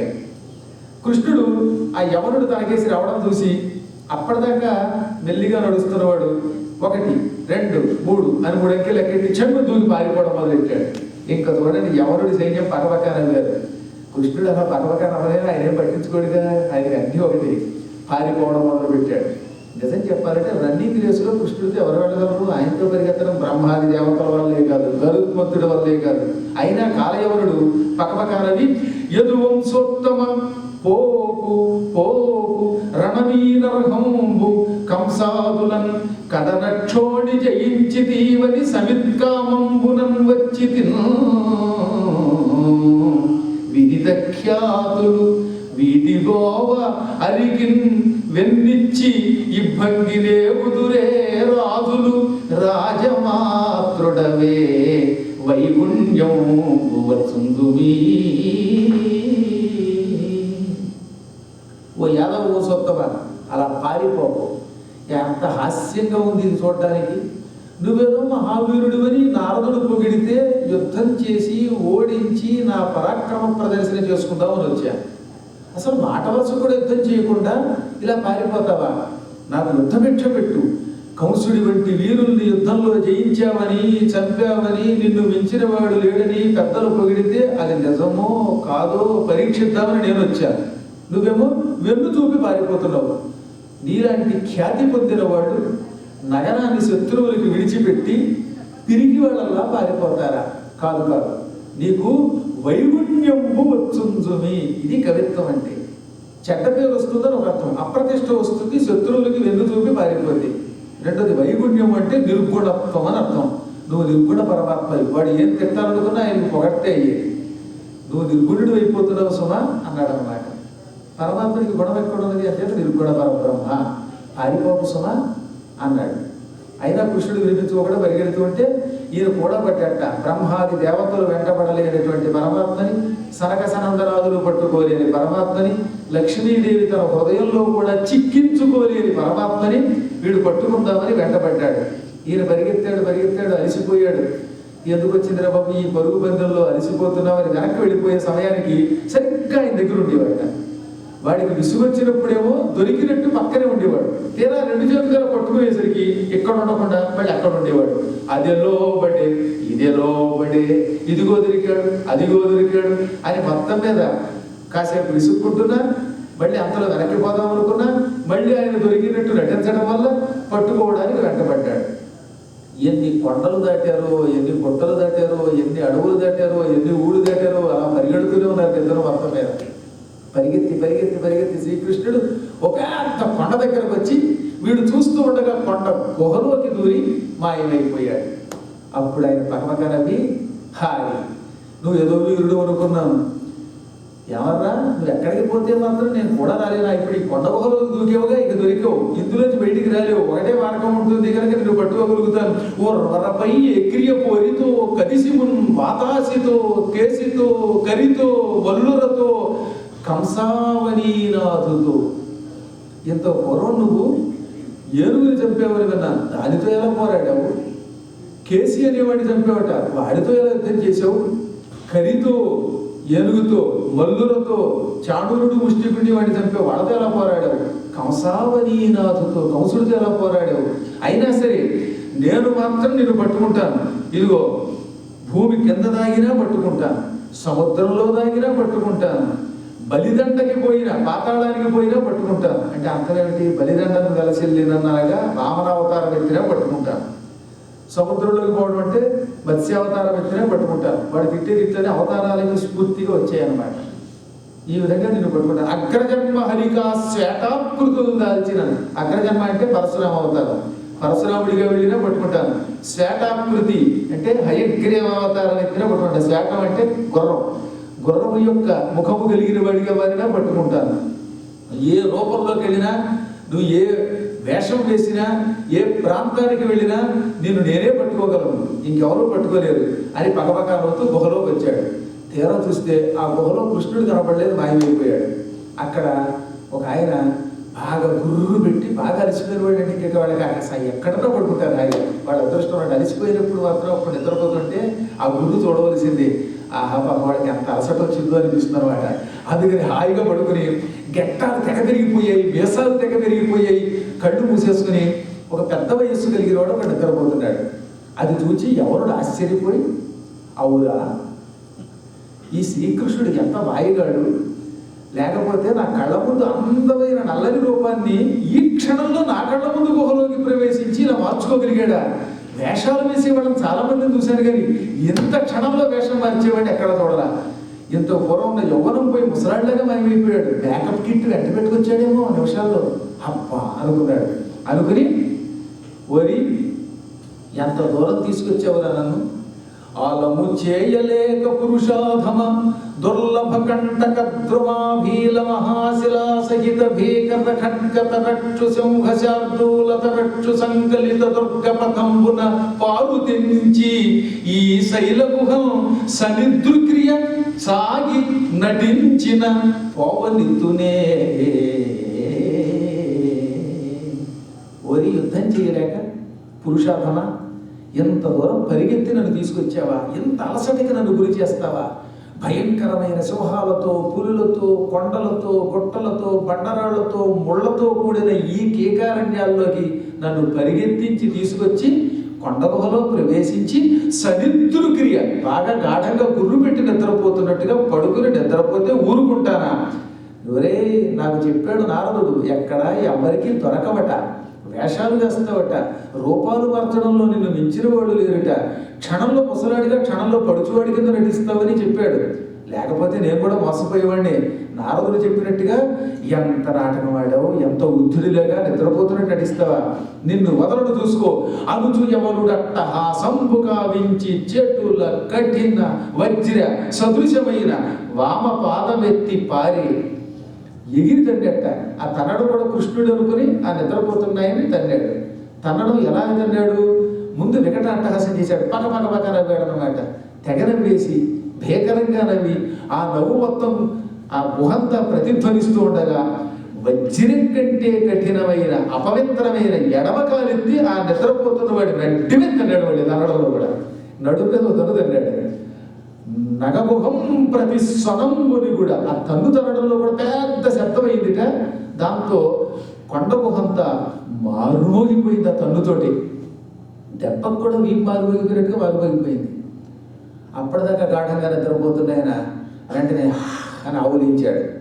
గాఢంగా నిద్రపోతున్న వాడిని అయితే ముందు ఆవులు ఇస్తారు, గేదెలు ఎవరు కానీ. ఇలా ఆవులించి అలా నోరు వెళ్ళబెట్టి కళ్ళు మెల్లిగా నులుపుకుని ఎదురుగుండా ఉన్న వ్యక్తి ఎవరా అని చూశాడు. వెంటనే ఆయన కళ్ళల్లో నుంచి భయంకరమైన అగ్నిజ్వాలలు బయటకు వచ్చాయి. చూస్తూ ఉండగా ఎవరుడు చిటపట శబ్దాలతో కాలి పిడికిడు బూడిదైపోయాడు. అంతటి కాలయవరుడు అసలు అస్థిపంజరం కూడా లేదు. ఎలక్ట్రికల్తో తయారు చేసినటువంటి మధ్యన శ్మశానాలు తయారయ్యాయి. అందులో భారిస్తే శవం అసలు బూడిది కూడా నాకు తెలుసు, అంతలా మాడిపోతుంది. అలాగా ఈ దుర్మార్గుడు అసలు శరీరంలో ఉన్న అవయవాలు కానీ, అస్థిపంజరం కానీ, మెదడు కానీ, పుర్రి కానీ ఏమీ లేవు, అన్నీ కాలి బూడిదైపోయాడు. ఆ బూడిది కూడా గాలి కొట్టుకుపోయింది. అప్పుడు ఆ వ్యక్తి ఎవడు వీడు, నా కంటి నుంచి వచ్చిన అగ్నిజాలతో బూడిదైపోయాడు, ఏమిటి చిత్రం, ఎవడో తన్నడం వల్ల బహుశా నేను లేచినట్టున్నాను, ఆ తన్నినవాడు వీడే అయి ఉంటాడు అని అనుకున్నాడు. ఎంతలో ఆయనకు ఎదురుగుండా నీలమేఘఛాయా శరీరుడు, వైజయంతి మాల ధారి పరమాత్ముడు, వనమాలి పురుషోత్తముడు రెండు చేతులతో దర్శనమిచ్చాడు. ఈయనకి అర్థమైంది ఈ పురుషోత్తముడి వల్లే ఈ ఘట్టం అంతా జరిగిందని. మహాత్మా నీవెవరి? శశివో ఇంద్రుడవో విభావసుడవో చంద్రార్ధమౌళీసుడో. నువ్వెవరివి? చంద్రుడివా, ఇంద్రుడివా, అగ్నివా, చంద్రరేఖ మౌళివా, విష్ణువువా, బ్రహ్మవా, ఇంకెవరైనా దిక్పాలకుడివా? నీ శరీరము నుంచి వస్తున్న కాంతితో ఈ గుహంతా వెలిగిపోతున్నది. అపూర్వం నీ కాంతి, ఎంతో పూర్వం నేను ఎప్పుడు ఇటువంటి కాంతిని చూడలేదు. నీ రూపాన్ని చూడడానికి నా కళ్ళు సరిపోవడం లేదు, కళ్ళు చిగేరుకుంటున్నాయి. దయతో నా కళ్ళు మాత్రమే చూడగలిగేంత తేజస్సుతో దర్శనవి, లేకపోతే కళ్ళు పోయేటట్టున్నాయి. అంత కాంతి నీది. మహాత్మా నీవెవరను? నేను మహావీరుడైనటువంటి ఇక్ష్వాకు వంశంలో పుట్టినవాడిని, ముచుకుందుణ్ణి. మాంధాత అని ఒక రాజు ఉన్నాడు. ఆ మాంధాత మహారాజు గారు కృతయుగానికి అలంకారం. ఆ మాంధాతకి 10 మంది కొడుకులు. ఆ 10 మంది కొడుకుల్లో పెద్ద కొడుకుని నేను. నన్ను ముచుకుందుడు అంటారు. పూర్వం దేవతలకి రాక్షసులకి ఘోర యుద్ధం జరిగింది. 1000 సంవత్సరాల కాలం యుద్ధం అది.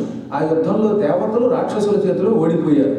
ఓడిపోయి పరుగున బ్రహ్మదేవుడి దగ్గరికి వెళ్ళి, బ్రహ్మదేవ, దేవదానవ యుద్ధం జరుగుతోంది, రాక్షసుల ధాటిని తట్టుకోలేకపోతున్నాం, పారిపోతున్నాం మేము, మమ్మల్ని రక్షించవా అంటే, మిమ్మల్ని రక్షించగలిగేవాడు ఒక్కడే, మాంధాత కొడుకు ముచుకుందుడికి గొప్ప వరాలు ఉన్నాయి, శక్తులు ఉన్నాయి, ఆయన ఎవరి వైపు ఉంటే వారికి విజయం కలుగుతుందని విష్ణువు ఆశీర్వదించాడు. ఆయన్ని మీరు బతిమాలి మీ వైపు తెచ్చుకోండి, ఆయన ఏ పక్షంలో ఉంటే ఆ పక్షానికి విజయం అనగానే దేవతలంతా పరుగున ముచుకుందుడి దగ్గరకు వచ్చి, ముచుకుందా మా వైపు ఉండి రాక్షసులతో యుద్ధం చేసి మాకు విజయం చేకూర్చి పెట్టమంటే ఇంద్రుడి ప్రార్థన అంగీకరించి ఇంద్రుడి రథమెక్కి మాతలితో పాటు స్వర్గానికి వచ్చాడు. ఆయన ఇంద్రరథంలో కూర్చుని 1000 ఏళ్ళు యుద్ధం చేసి రాక్షసుని చీల్చి చెండాడాడు. దేవతలకు విజయాన్ని చేకూర్చాడు. అప్పుడు దేవతలంతా ఎంత మహోపకారం చేసావు, నీకు మేమేం ఉపకారం చేయగలం, ఏం కావాలో కోరుకోమంటే నాకు మోక్షం ఇయ్యి అన్నట్టే. ఆయన పరమకారవి ఇంద్రుడు మొదలైన దేవతలు మోక్షం కావాలా, మోక్షం మేమెక్కడ ఇస్తాం, ఏదో 10 రూపాయలు కావాలంటే ఇస్తాం, కావాలంటే కాలిఫోర్నియా రాసి ఇవ్వగలం, ఇలాంటి చిన్న చిన్న కోరికలు కోరుకోవాలి తప్ప ఏకంగా మోక్షం ఇస్తావా? ధరణీశ్వర హరి తప్ప మోక్షం ఇచ్చేవాళ్ళు ఎవరూ లేరు, ఇంకేదన్నా కోరుకో అంటే వెంటనే ఆయన మోక్షం ఇవ్వలేనంటున్నారు కనుక కనీసం నా పెళ్ళాం బిడ్డ దగ్గరికి పంపించండి అనగానే వాళ్ళు ఏమనుకోకు, కాలాన్ని ఎవరు దాటగలం, నువ్వు ఇక్కడికి వచ్చి ఏళ్ళు గడిచిపోయింది, ఏళ్ళు కాదు యుగాలే గడిచిపోయాయి, కల్పములు గడిచాయి, భూలోక కాలమానం నీకు తెలియదు, ఇది స్వర్గం కనుక ఇక్కడ కాలం తెలియక నువ్వు పడుచువాళ్ళలో ఉన్నావు. కానీ భూలోకంలో నీ భార్యలు పిల్లలు అందరూ పోయారు. మీ ఇక్ష్వాకు వంశంలో ఇప్పుడు లవకుశులు అనేవాడు పరిపాలనకు వచ్చారు. అంటే ఈయన ఎప్పుడో మాంధాత కొడుక కదా, ఆనాడు వచ్చాడు. వైవస్వత మరువు కొడుకు ఇక్ష్వాకు కొడుకు మాంధాత, ఆ తర్వాత ఎప్పుడో మాంధాత కొడుకు ఈయన. ఎన్ని యుగాలు ఎన్ని సంవత్సరాలు గడిచాయో నీకు తెలియటంలో స్వర్గంలో ఉన్నావు కాబట్టి నాయన నీ వాళ్ళు ఎవరూ లేరు, నీ వంశాలు చాలా చివరికి వచ్చేసి ఇప్పుడు నువ్వు వెళ్ళినా నిన్ను ఎవరు గుర్తుపట్టలేరు. ఇన్నేళ్ల తర్వాత నువ్వు పెడితే మాంధాత అంటే ఎవరు అని వాళ్ళే ప్రజలు అడగచ్చు. ప్రజలు చాలా తొందరగా మర్చిపోతారు. ఒక ఏడాది లేకపోతే మళ్ళీ ఏడాది పద్మాగర్ గారు ఎవరు అడిగేవాడు కూడా ఉండొచ్చు. యూట్యూబ్ ఉంది కాబట్టి కాస్త పర్వాలేదు అనుకోండి. లేకపోతే ఈ యూట్యూబ్తో చాలా కష్టం. మానవుల లక్షణం ఏంటంటే ఎక్కువ కనబడకపోతే వాడు మర్చిపోతారు. చేసిన వేరే మర్చిపోయే మానవులు ఇక దగ్గర వాడు మర్చిపోవడంలో ఆశ్చర్యం ఏముండదు. కాబట్టి తండ్రి, నీ భార్యని నీ పిల్లల్ని నీకు చూపించలేం, నీ వంశాన్నే మేము చూపించలేం, ఇంకేదైనా కోరుకు అనగానే నేను ఆశ్చర్యపోయి నా పెళ్ళాం బిడ్డలు చూపించి వాళ్ళని ఇవ్వలేరు, మోక్షం ఇవ్వలేరు, ఇంకా నాకేముంది కోరిక? నా వంశమే లేనప్పుడు ఈ భూలోకానికి వెళ్ళాక అసలు నా ఇల్లు ఎక్కడుందో నాకు తెలియదు, కేర్ ఆఫ్ అడ్రస్ ఎలా ఉందో తెలియదు. ఇప్పుడు నిజం చెప్పంటారండి, ప్రతి 5 ఏళ్ళకోసారి ఊళ్ళు మారిపోతున్నాయి. మనం కనుక 5 ఏళ్ళు అమెరికాలో ఉండి ఆ తర్వాత ఇండియాకి వెడితే అసలు ఇది ఇండియా ఇంకెక్కడికైనా వెళ్ళామని మన ఊరు మనమే మర్చిపోయేలా మారిపోతున్నాయి, మార్పులు అలా వస్తున్నాయి. కాబట్టి అందులో కొన్ని యుగములు గడిచిపోయిన తర్వాత ఇప్పుడు భూలోకానికి నేను వెళ్ళడం వల్ల ఉపయోగం లేదు. ఓ పని చేయండి, యుద్ధం చేసి చేసి అలిసిపోయి ఉన్నాను, నిద్రైనా ప్రసాదించండి అంటే అది మేము ఇవ్వగలం అన్నారు వాళ్ళు. ఆ మాత్రం ఇష్టం. నిద్ర అయితే హాయిగా సోఫాలో పడుకుని నిద్రపోయేలాగా ఎక్కడ పడుకుంటే ఎక్కడ నీకు నిద్ర వచ్చేలా మనం ఇస్తున్నాం పొమ్మన గారే. వెంటనే ఆయన భూలోకానికి వచ్చి ఈ కొండ దూసుకుని పడుకున్నాడు. అప్పుడు దేవతలు మరొక వరం ఇచ్చారు, అది కర్క సంహితలో మాత్రమే ఉంటుంది. నువ్వు మా వరం వల్ల కొండ గుహలో కటిక నేల మీద నిద్రపోతావు, గుర్రు పెట్టి నిద్రపోతావు, నీవు ఎంతకాలమైనా నిద్రపోతావు. నీ అంతటా నువ్వు లేవకపోతే ఎవడైనా బలాత్కారంగా నేను తన్ని లేపితే అప్పుడు నీ కళ్ళల్లో నుంచి అగ్ని జ్వాలలు వచ్చి నిన్ను బలాత్కారంగా నిద్ర లేపిన వాడిని బూడిద చేస్తుంది అని వరం ఇచ్చారు. నిన్ను నీ అంతటా నువ్వు లేవలసిందే తప్ప ఎవడు బలవంతంగా లేపకూడదు. అలా ఎవడైనా పొరపాటున మూర్ఖత్వంతో నేను లేపితే నీ కంటి నుంచి మంటలు కొడతాయి, ఆ మంటలు లేపిన వాడిని కాల్చి బూడిద చేస్తాయి అనగానే ఈయన తథాస్థాను భూలోకానికి వచ్చి కొండగోలు నిద్రపోయాడు. దేవతలు ముచుకుందునికి ఇచ్చిన ఈ వరం పరమాత్మనికి తెలుసు. యాదవుల వంశంలో పుట్టాడు కదండి కృష్ణుడు. యాదవ వంశంలో పుట్టడం వల్ల యాదవుల చేతిలో చావు లేని కాలయవనుణ్ణి యుద్ధం చేసి చంపకూడదు, అది గర్గాచార్యుడి యొక్క వరం. కుల పురోహితుడైన గర్గుడి మాట కాదనకూడదు, అంటే గురువుని గౌరవించడం కృష్ణుడు కూడా చేశాడు. గుర్తుపెట్టుకోండి, భూలోకంలో యాదవ వంశంలో పుట్టాను, మా యాదవులకి కులగురువు ఎవరు? గర్గుడు. ఆయన కోపం వచ్చి తిట్టినా పడాల్సిందేట. మనం ఒకసారి ఒక వ్యక్తిని గురువు అన్నాం, అన్నాక ఆయన తిట్టినా కొట్టినా పడాలి, పడితేనే గురువు అనాలి, లేక అసలు గురువు అని ఎందుకు వెంటబడ్డాం? నిన్నేమో గురువా, ఇవాళ నీకు బరువా, అప్పుడు దేవుడికి ఒళ్ళు పడి మీ మీద దరువు వేస్తాడు, అప్పుడు చెరువులో పడతాం. చాలా జాగ్రత్తగా ఉండాలి. ఒకసారి గర్గుడు మాకు గురువు, ఆయన్ని మా వాళ్ళు అవమానం చేశారు, దానివల్ల ఆయన యాదవ వంశము చేతిలో చావు లేని కుర్రాన్ని సృష్టిస్తానని సృష్టించాడు, వాడే కాలయవనుడు. కాబట్టి వాడిని ఎట్టి పరిస్థితుల్లో నేను యాదవుడిని కనుక చంపకూడదు. మరి ఎవరి చేత చంపించాలి? దేవతల వరం పొందినవాడు ముచ్చుకుతుడు ఉన్నాడు, పైగా విష్ణు భక్తుడు. అందుకని శ్రీకృష్ణుడు ఏం చేశాడనమాట, వీడిని పరిగెత్తి తీసుకొచ్చి కొండ గుహలో మాయమైపోయాడు. వాడు పుట్టలో పడ్డాడు, తట్టలో పడ్డాడు, తట్టి లేపాడు, తన్నాడు, ఆయన కళ్ళల్లో నుంచి అగ్నిజ్వాల వచ్చింది, కాలి బూడిదైపోయాడు. అంటే పరమాత్మ తాను చంపడానికి వీలు లేకపోతే ఇలాంటి పనులు చేస్తాడు. మనం అందుకే అనుక్షణం చాలా జాగ్రత్తగా ఉండాలి. దురహంకారానికి వెళితే ఎప్పుడు ఎవరిని ఎలా కొట్టాలో అలా కొడతాడు. అందువల్ల ఏ క్షణము కూడా మనం మన వల్ల ఇతరులకు అపకారము జరగకుండా ఉండుగాక, మన వల్ల అధర్మం జరగకుండా ఉండుగాక. రోజు నాకస్తి దుఃఖం అప్రియంత అంటున్నావా, ఎవడూ దుఃఖం పొందకుండా ఉండుగాక అనుకోవాలి. ఇతరుల యొక్క దుఃఖం మన దుఃఖంగా భావించాలి. వాడు దుఃఖం పొందితే మనం ఆనందిస్తే ఇప్పుడు తాత్కాలికంగా వాడు ఏడుస్తాడు, ఆ ఏడుపు కొన్ని రెట్లై మళ్ళీ మనల్ని ఏడిపిస్తుంది. సాధ్యమైనంత వరకు పరులకు ఉపకారం చేయడానికి ప్రయత్నించాలట. ఉపకారం చేయకుండా పర్వాలేదు కానీ అపకారం మాత్రం చేయకుండా ఉంటే చాలు అన్నాడే. ఇతరులకు ఉపకారమే చేయక్కర్లా, అపకారం చేయకుండా ఉండడం గొప్ప ఉపకారం. అసలు నిజంగా గర్గుడు అందుకే గొప్ప గురువు అనిపించుకున్నాడు.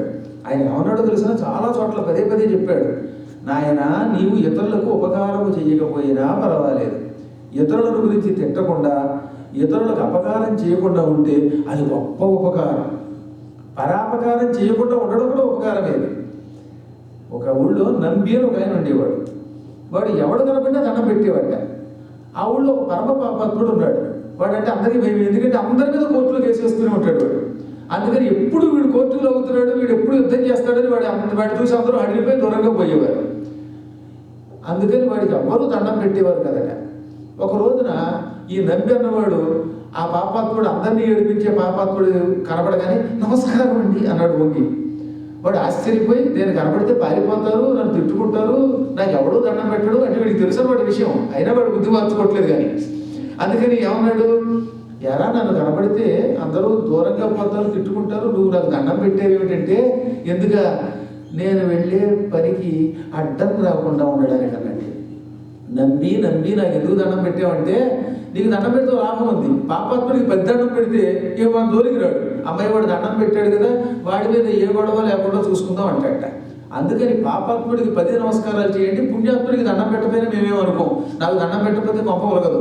కానీ ఎవడైనా మిమ్మల్ని ఏడిపించే దుర్మార్గుడు ఉంటే నమస్కారం అండి అని 100 సార్లు అన్నారంటే, పోన్లే పాపం వాడు మన జోలికి రాకూడదు, వాడి జోలికి వెళ్ళకూడదు, వాడు దండం పెడుతున్నాడు కదా అనుకుంటాడు. అందుకని అప్పటి నుంచి నమ్మికొండయ్య దండనము అని శాస్త్రం ఒకటి పుట్టిందనమాట.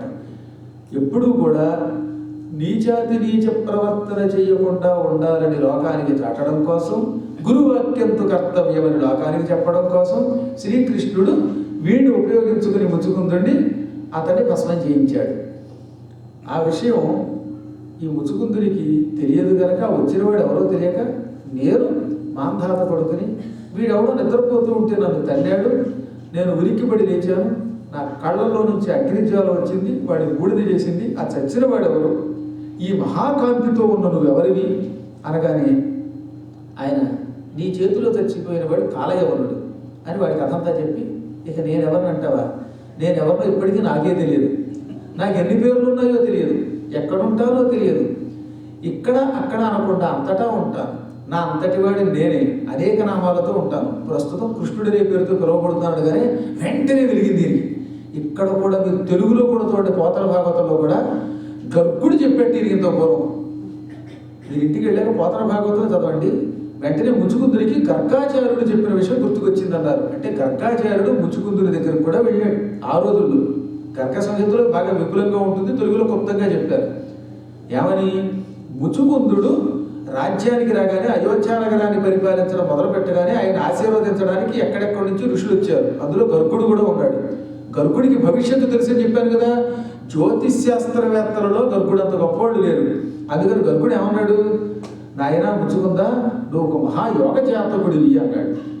ఎందువల్ల అన్నాడు ఈయన, నువ్వు రాబోయే 28వ ద్వాపర యుగంలో భూలోకంలో ఒక కొండ గుహలో గాఢంగా నిద్రపోతావు. ఆ నిద్ర కారణం ఏమిటి ఇప్పుడు చెప్పను, నీకే తెలుస్తుంది. అంటే అప్పటికింకా దేవదానవ యుద్ధం జరగలేదు కనుక, ముచ్చుకుందునికి కూడా ఆ నిద్ర గురించి తెలియదు కనుక ఆ విషయాన్ని క్లుప్తంగా చెప్పాడు. నీకు కొంతకాలానికి నిద్ర వస్తుంది, ఒక కొండ గుహలో నిద్రవుతావు, కటిక నేల మీద నిద్రవుతావు. ఆ నిద్రపోతున్నప్పుడు ఒక దుష్టుడు వచ్చి నిన్ను తగ్గుతాడు. అప్పుడు నువ్వు వాడిని భస్మం చేస్తావు. ఆ భస్మం వాడు అవ్వగానే శ్రీకృష్ణ పరమాత్మ దర్శనమవుతుంది. ఆ కృష్ణుడు సాక్షాత్తు శ్రీమన్నారాయణుడు, సర్వాంతర్యామి పరమాత్మ. నీ యోగం బాగున్నది, దేవతలకి సాయం చేసే ఒక యోగం నీకు పడుతుంది. దేవతలకి సాయం చేసిన వాడు, ధర్మ మార్గంలో నడిచిన వాడు పరమాత్మను ఎప్పుడో ఒకప్పుడు చూస్తాడు. అందువల్ల నువ్వు తొందరలో భగవంతుడిని చూడబోతున్నావు. ఇది నీకు నా ఆశీర్వచనం, నీ భవిష్యత్తు నేను చెప్పానన్నాడు. అప్పట్లో ముచ్చుకుందుడు అంత ఎక్కువ పట్టించుకోలేదని, ఇప్పుడు అది గుర్తుకొచ్చిందనమాట. అంటే ఇంత నిద్ర పోయి లేచిన తర్వాత కూడా పాతది గుర్తుకొచ్చిందంటే ఆయన కూడా అవధాని, సహస్రావధాని. సాధారణంగా నిద్రలోంచి రావగానే పాత్ర గుర్తుకు రావాలి కదండి. అందులో ఎన్నాడు నిద్రపోయాడు ఆయన, లవకుశుల పరిపాలనా కాలంలో నిద్రపోతే ఇప్పుడు ద్వాపర యుగం అయిపోయి కలియుగం రాబోతున్నప్పుడు లేచాడు ఆయన, అంత గాఢంగా నిద్రపోయాడు. అందువల్ల ఆయనకి అసలు ఎక్కడ ఏం జరిగిందో తెలియదు, ఇల్లు కట్టుకోలేదు పాపం, అసలు బ్యాంక్ బ్యాలెన్స్ డాలర్లు ఏమీ హాయిగా స్కాలర్ కనుక పడుకుని నిద్రపోయాడు. ఎంత సుఖం అనిపిస్తుంది ఒక్కోసారి. ఎందుకంటే అలా నిద్రపోయి కృష్ణుడు చూడగలిగాడు ఆయన. మనం నిద్రపోతే ఏం చూస్తామో తెలియదు. కానీ ఆయన సాక్షాత్తు పరమాత్మను చూశాడు. గర్గుడి మాటలు గుర్తుకు వచ్చాయి. వెంటనే ఏం చేశాడు, 2 చేతులు జోడించి, ఇప్పుడు నాకు అర్థమైందండి, నీ గురించి సంపూర్ణంగా ఎవరికీ తెలియదు, కానీ మా గురువు గారు గర్గాచార్యులు వారు చెప్పడం ద్వారా నువ్వే పరమాత్ముడివి, 28వ ద్వాపర యుగంలో దర్శనమిస్తావని ఆయన చెప్పాడు, దర్శనమిచ్చావని అద్భుత స్తోత్రం చేశాడు. దాన్ని పోతన గారు క్లుప్తంగా 8 పద్యాల్లో అనువాదం చేశాడు అనమాట. నీ మాయ చిక్కి పురుష స్త్రీమూర్తిక జనము నిన్ను సేవింపదు. నీవాయ చిక్కి పురుష స్త్రీమూర్తిక జనము నిన్ను సేవింపదు. విత్తామయ గృహగతమై సుఖతామసమై కామవంచితం వయీశ. ప్రభు, ఈ జగత్తంతా నీ మాయలో చిక్కుకుపోయింది. సాలెపురుగు ఒక పెద్ద వల అల్లుతుంది. ఆ సాలెగుట్లో ఇరుక్కుపోయిన ఏగలు దోమలకి బయటికి రాలేక నశించిపోతాయి. అలాగే ఈ చరాచర జగత్తంతా నీ మాయాజాలంతో ఇమిడి ఉంది. ఈ మాయాజాలంలో జీవులమైన మేము ఏదో దోమో ఏవో ఇరుక్కున్నట్టుగా ఇరుక్కుంటాం.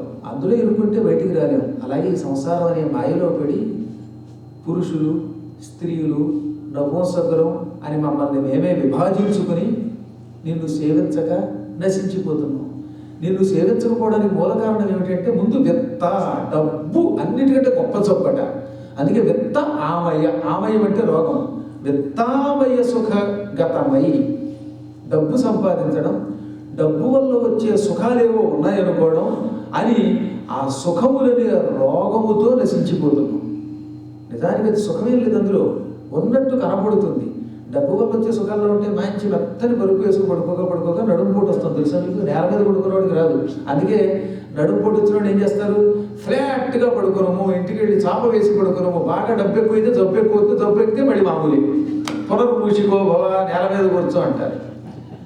తిండి ఎక్కువైపోతుంది. అప్పుడు ఏమవుతుంది? 4 రోజులు తిరగా బొత్స పెరగడము, లేకపోతే షుగర్ రావడము. అప్పుడు షుగర్ రాగానే మళ్ళీ తీపిపోయి పగరే తినాలి అంటారు. ఈ పొగరంతా అడిగిపోయి షుగర్ వల్ల వగరే కదా మళ్ళీ చేసి బీపీ వచ్చేసింది. కారపూంది అంటే ఎంతో ఇష్టం. ఇప్పుడు కారపూంది తింటే చచ్చిపోతాడు, ఉప్పు తింటే చచ్చిపోతాడు. ఉప్పు లేని పప్పు, చప్పిడి, గూడు మళ్ళీ మొదలెడతాడు. అంటే ఇప్పుడు డబ్బు వల్ల క్రమంగా సుఖములు ఎక్కువైనట్టు అయ్యి మళ్ళీ చివరికి ఆ సుఖాలు దుఃఖమే అవుతున్నాయి. ఎక్కువ మంది తిండి తినగలుగుతున్నారా? పొద్దు నుంచి కోట్లు సంపాదించి మాయిదారింత పెద్ద తప్ప ఏం తినగలుగుతున్నాడు వీడు? ఇంకేమిటి ఉపయోగం? ఇక ఎందుకంటే నేనేమనిపిస్తుంది, ఈ వయసు వచ్చిన వేళకి లడ్డూ తినగలుగుతున్నాను దేవుడి దేవల్ల. కాబట్టి అంతో లడ్డూ తినే యోగం లేనప్పుడు, ఏది పెడితే తిండే యోగం లేనప్పుడు, తింటే నిద్రొస్తుందేమో అనే భయం వస్తున్నప్పుడు, ఏ పని చేయలేనప్పుడు, కింద కూర్చోలేనప్పుడు, పైన కూర్చోలేనప్పుడు, వేళకి పడుకోలేనప్పుడు, అప్పుడు ఈ డబ్బు చివరికి మనకి ఏమి సుఖమని ఇవ్వగలుగుతుంది? అది డబ్బు అవసరం లేదని చెప్పడం లేదు సుఖం. అక్కడ అదే లోకంగా బతకద్దంటున్నాడు. మళ్ళీ అజ్ఞానంలో పడకూడదు మనం. సృష్టిలో ప్రతి కార్యక్రమము ధనముతోటే వెళుతుంది. ధనం సాక్షాత్తు లక్ష్మీ స్వరూపం, పరమాత్మ స్వరూపం. కానీ అజ్ఞానముతో అది మాత్రమే లోకమును నడుపుతున్నదని దాని వెంట మాత్రమే పడక. అన్నీ అవసరమే. ప్రతి వస్తువు ఈ సృష్టిలో అన్ని పరమాత్మే. ఇందులో దేన్నైనా మనం తిట్టాము అంటే పరమాత్మని తిట్టినట్టే. కానీ ఈ వస్తువుతో ఎంతవరకు మనం సుఖపడగలము, దేనివల్ల ఎంత మాత్రం ప్రయోజనం ఉన్నదో అంత మాత్రమే గ్రహిస్తే అప్పుడు జీవి ధన్యుడవుతాడు. దేన్నైనా వెంటపడి అదే లోకంగా భావిస్తే అది కొంతకాలానికి మనిషికి ఎందుకు పనికిరానటువంటి దుస్థితిని కలగజేస్తుంది. అందుకని ధనమనే రోగం వెంటబడి సంసార వ్యామోహంలో చివరికి రోగిష్టివాడే నశించిపోతున్నాడు. సుఖ తామసమై, సుఖం క్రమంగా తమో గుణాన్ని పెంచుతుంది. సుఖాలు ఎక్కువైతే మనకి తెలియకుండానే తమో గుణం అంటే కటిక చీకటిని ఇస్తుంది, రోగాలని ప్రసాదిస్తుంది, మూర్ఖత్వాన్ని ఇస్తుంది. తామసం అంటే ఏమిటనమాట? ఎవ్వడి మాట వెంటవాడు. నువ్వు ఎన్ని చెప్పు, నేను ఇంతే, నేను మారను అంటాడు వాడు. ఎందుకంటున్నాడు ఆ మాట అంటే వాడికి తెలియకుండానే సంపూర్ణమైన అజ్ఞానం పట్టుకున్నది. ఒరే దుర్యోధన, నువ్వు చచ్చిపోతావురా బాబు, యుద్ధం చేయకరా, ఎంతో కొంత రాజ్యం ఇస్తే సుఖంగా ఉంటావురా అంటే, నేను చచ్చినా పర్వాలేదు, పాండవులకు మాత్రమే ఈ రాజ్యానికి ఎవరికైనా ఇస్తాను అంటాడు వాడు. నిజానికి 5 ఊళ్ళు ఇస్తే వాడు తొడలు విరిగేవి కాదు. వెంటే అందరూ కుంభకర్ణుడు చచ్చిపోయాడు, ఇంద్రజిత్తు చచ్చిపోయాడు, అందరూ చచ్చిపోయిన రావణాసుడు సీతనివ్వని అంటాడు. ఇదే తామసం అంటే. తామసం యొక్క లక్షణం ఏమిటంటే వీడు చివరి క్షణం వరకు తల దిగేంత వరకు సర్వనాశనం అయ్యేదాకా కూడా ఎవడి మాట వినడు. నాశనం అయ్యాక విరేదే ఉంది, ఇక తర్వాత అంతే సంగతి. కాబట్టి భయంకరమైన ఎవరి మాట వినని ఒక అజ్ఞానవడం తామసం. అది పైకి సుఖంగా ఉంటుంది, సుఖం మాత్రం కాదు. అటువంటి సుఖమనే తమో గుణంలో పడి కామవంచితం వయి, కోరికల చేత మోసగింపబడి ప్రజలు నిన్ను పట్టించుకోవడం లేదు. కోరికలు బాగా వంచిస్తాయి మనల్ని. కోరికలకు మాత్రం అంత ఉండదు అనమాట. ఈ కోరిక తీరితే ఇంకో కోరిక, అది తీరితే ఇంకో కోరిక వస్తూనే ఉంటుంది. కానీ కోరికలకు అంత ఎక్కడ ఉంటుందండి? ముందు ఇల్లు కావాలి, ఇల్లు వచ్చాక ఇంటి ముందు పెట్టుకోవడానికి మంచి కారు కావాలి, కారు వచ్చాక నా ఒక్కడికి ఎలాగా నాకు మా ఆవిడకి కారు కావాలి. చిచ్చి 2 కార్లైనా ఎప్పుడైనా వస్తే పెద్ద కారు ఒకటి కావాలి. ఈ కారు పెట్టుకోవడానికి మళ్ళీ ఇంకో పార్కింగ్ ప్లేసు, దానికోసం మళ్ళీ ఇంకోటి, ఇవి నడపడానికి బ్యాంకులు బ్యాలెన్స్ కావాలి, వీటిని నడపడం కోసం మళ్ళీ ఇంకేవో కావాలి, ఇవన్నీ నిలబెట్టుకోవడానికి పదవులు కావాలి, మళ్ళీ ఈ పదవుల కోసం నానా గందరగోళాలు, నామినేషన్ల దగ్గర నుంచి చివరి దాకా ఆలోచిస్తాం. అందులో విజయం వచ్చిన తర్వాత అక్కడి నుంచి రోజు దాని వెనకాల వెళ్ళి ఆ కుర్చీలో కూర్చొని చివరికి ఎందుకు పనికి రాకుండా శివుడు యముడిని తెచ్చి పంపుతాడు. అప్పుడు ఈ కుర్చీలోంచి వీడు పైకి వెళ్ళిపోతాడు, చివరికి అక్కడికి వెళ్ళి నశించిపోతాడు. ఈ కోరికలు భయంకరమైనవి. కామవంచితం అయ్యని ఒక్క గొప్ప ఒక్క పోతాడు కదా, అద్భుతంగా కొట్టేసాడు మన నెత్తి మీద. ఒకదాని తర్వాత మనల్ని పతనానికి తీసుకెళ్ళే కోరికల వెంటబడి భ్రష్టుడైపోతున్నాడు జీవుడు. ఎప్పటికీ ఈ కామం నుంచి బయటపడతాడు, ఈ కోరికల నుంచి బయటపడతాడో తెలియదు. అలా పడి నశించిపోతున్న మమ్మల్ని నువ్వు ఒక్కడివే ఉద్ధరించు. మా అంతటా మేము నీ వెంట పడలేము, కానీ నువ్వే దయతలిచి మమ్మల్ని తిప్పుకో. ఇప్పుడు ఒక్కొక్కసారి నేను రాను ఎవరికంటే ఎవరో ఒకళ్ళు ఎలాగైతే బలాత్కారంగా లాక్కొస్తున్నారో అలాగే కృష్ణుడు ఏమన్నాడు, మేము నీ వెంట పడలేము, నువ్వేమో వెంటబడి మమ్మల్ని అనుగ్రహించు స్వామి, అది నీ బాధ్యత. పైగా కృష్ణుడు కొట్టుంది, నీదే బాధ్యత అంటే మాత్రం పట్టుకుంటాడంట. శ్రీకృష్ణ ఎలా రక్షిస్తావో, పూర్తిగా భారం నీ మీద వేసాము అన్నావా, ఆ భారాన్ని ఆయన స్వీకరిస్తాడు. అలా కాకుండా ఇదంతా నా ఘనత అనుకుంటే ఆయన మనల్ని పట్టించుకోడు. అందుకని తండ్రి నన్ను నీ వెంట తిప్పుకో, నన్ను రక్షించు అని పరిపరి విధాలుగా ప్రార్థించి ఏం కావాలో కోరుకోమన్నాడు ఆయన. ఈ ప్రార్థన విని సంతోషించి నీకేం కావాలో కోరుకో, ఒక పరమ లోకకంటకుని నాశనం చేసావు కదా, అందువల్ల నేను అనుగ్రహిద్దాం అనుకుంటున్నానంటే నాకు ఇంకేం కావాలి, మోక్షం ఇయ్యి అన్నాడు. ఎంతటి విశ్వరూపం చూపించి, కాంతివంతమైన రూపం చూపించి తనంత తాను దర్శనమిచ్చాడు కదా. అలా దర్శనమిచ్చిన వాడు మోక్షం అడిగితే ఇచ్చాడని అంత తేలికేం కాదు. ఆయన ఏమన్నాడు తెలుసా, అంత తేలిక అనుకున్నావు ముక్తి అంటే, నాయన నువ్వు రాజుగా ఉన్నప్పుడు వేటకెళ్ళి ఎన్నో జంతువులు చంపి ఆ జంతువుల మాంసాన్ని మసాలా వేసుకుని తెగతిన్నావు, ఆ తిన్న పాపం పోవాలి. సుస్పష్టంగా ఉంటుంది మీరు. నేను కేవలం తర్క సంహితే కదా, ఇంటికి వెళ్ళక మీరు భాగవతం కూడా చూడండి, అందులో ఉంటుంది. నువ్వు మృగయా వినోదంగా ఎన్నో జంతువుల్ని చంపి ఆ జంతువులు పొట్టలో వేసుకున్నావు, ఆ పాపం పోయేదాకా నీకు మోక్షం రాదు. అంటే జంతు హింసకి తగిన ప్రాయశ్చిత్తం ప్రతి వ్యక్తి చేసుకోవాల్సింది, ఏదో సమయంలో చేసుకోకపోతే మోక్షం రాదు. కాబట్టి దానికి ప్రాయశ్చిత్తంగా కలియుగాంతం వరకు బదరీ వెళ్ళి హిమాలయ పర్వతాలలో అక్కడ ఏకాంత ప్రదేశం ఒకటి ఉన్నది, ఆ కొండ గుహలో తపస్సు చెయ్యి. ఆ తపస్సులో కూడా నిరంతర నామస్మరణ, నారాయణ స్మరణ చెయ్యి. ఎక్కువ నారాయణ స్మరణ అంటే నాకు చాలా ఇష్టం. నారాయణ నారాయణ అనుకో నీకు మోక్షం వస్తుంది అనగానే వెంటనే ఈయన కృష్ణుడికి నమస్కరించి గుహలోంచి బయటకు వచ్చాడు. కృష్ణుడు అదృశ్యమైపోయాడు. ఈయన కొండ గుహలోంచి రాగానే ముచ్చుకుందురికి తాడి చెట్టు మోకాల దగ్గరికి వచ్చింది. ఈయన ఎక్కడోడు కృతయుగం కదా, ఇది ద్వాపరయుగం వెళ్ళిపోయి మరి కాసేపట్లో కలియుగం రాబోతుంది. కేవలం ఇంకొక 25 ఏళ్లలో కలియుగం రాబోతోంది.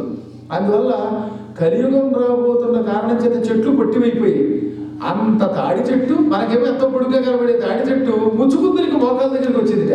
ఇదేంటబ్బా, తాడి చెట్లు ఎంత పొట్టిగా ఉన్నాయి, మనుషులు చూస్తే ఎంత ఉన్నారేమిటి అనుకున్నాడు ఆయన. ఆయన ఆనాటి వాళ్ళకి 8 రెట్లు ఉన్నట్ట. శ్రీకృష్ణుడు నీ పక్కన పెడితే ఆయన అవతారమూర్తి కనుక ఎలా కావాలంటే అంత రూపం ధరిస్తాడు. అప్పుడు ఆయన కొండ గుహలోంచి బయటకు వచ్చే సమయానికి బయట ఉన్నటువంటి మనుషులు ఈయనకి 8 రెట్లు, ఈయన ఎక్కువ ఉన్నాడు, వాడు తక్కువగా ఉన్నారు. అంటే 8వ వంతులకు దిగిపోయారు వాడు. ఆయన ఈయనకి మతిపోయింది, నేను ఎంత పొడుగుంటే నా కళ్ళకి మరీ బొత్తిగా పెట్టల్లా కనపడుతున్నారు. ఆవు, అది ఆవు ఎలా ఉంది, చిన్న ఏగలా ఉంది. అమ్మో ఇంకెక్కడే ఉండలేను, నేను నడిస్తే నా కాళ్ళ కింద పడి జనం పచ్చడైపోతారు, గరివరి లిల్లీ పుట్లు అయిపోయింది ఇదంతా అనుకుని ఆయన వెంటనే ఈ ప్రదేశం వదిలి హుటాహుటిన హిమాలయ పర్వతాలకు వెళ్ళి, ఇప్పుడు బదరికలో నారాయణ ఆలయం ఉందే, బదరీనాథుడు ఆలయం, దానికి కరెక్ట్గా 4 కిలోమీటర్ల దూరం పెడితే మానా అని ఒక ప్రాంతం ఉంది. అక్కడే సరస్వతీ నది పుట్టింది. మీరు ఎప్పుడైనా సరస్వతీ నదిలో స్నానం చేయాలనుకుంటే బదరీలో మానా దగ్గరికి వెళ్ళాలి. నడిచి కూడా వెళ్ళొచ్చు, కొంత దూరం వరకు కార్లు పెడతాయి. అక్కడ సరస్వతీ నది కొండలో నుంచి రాళ్ళు చీల్చుకుని మహావేగంగా బయటకు వస్తుంది.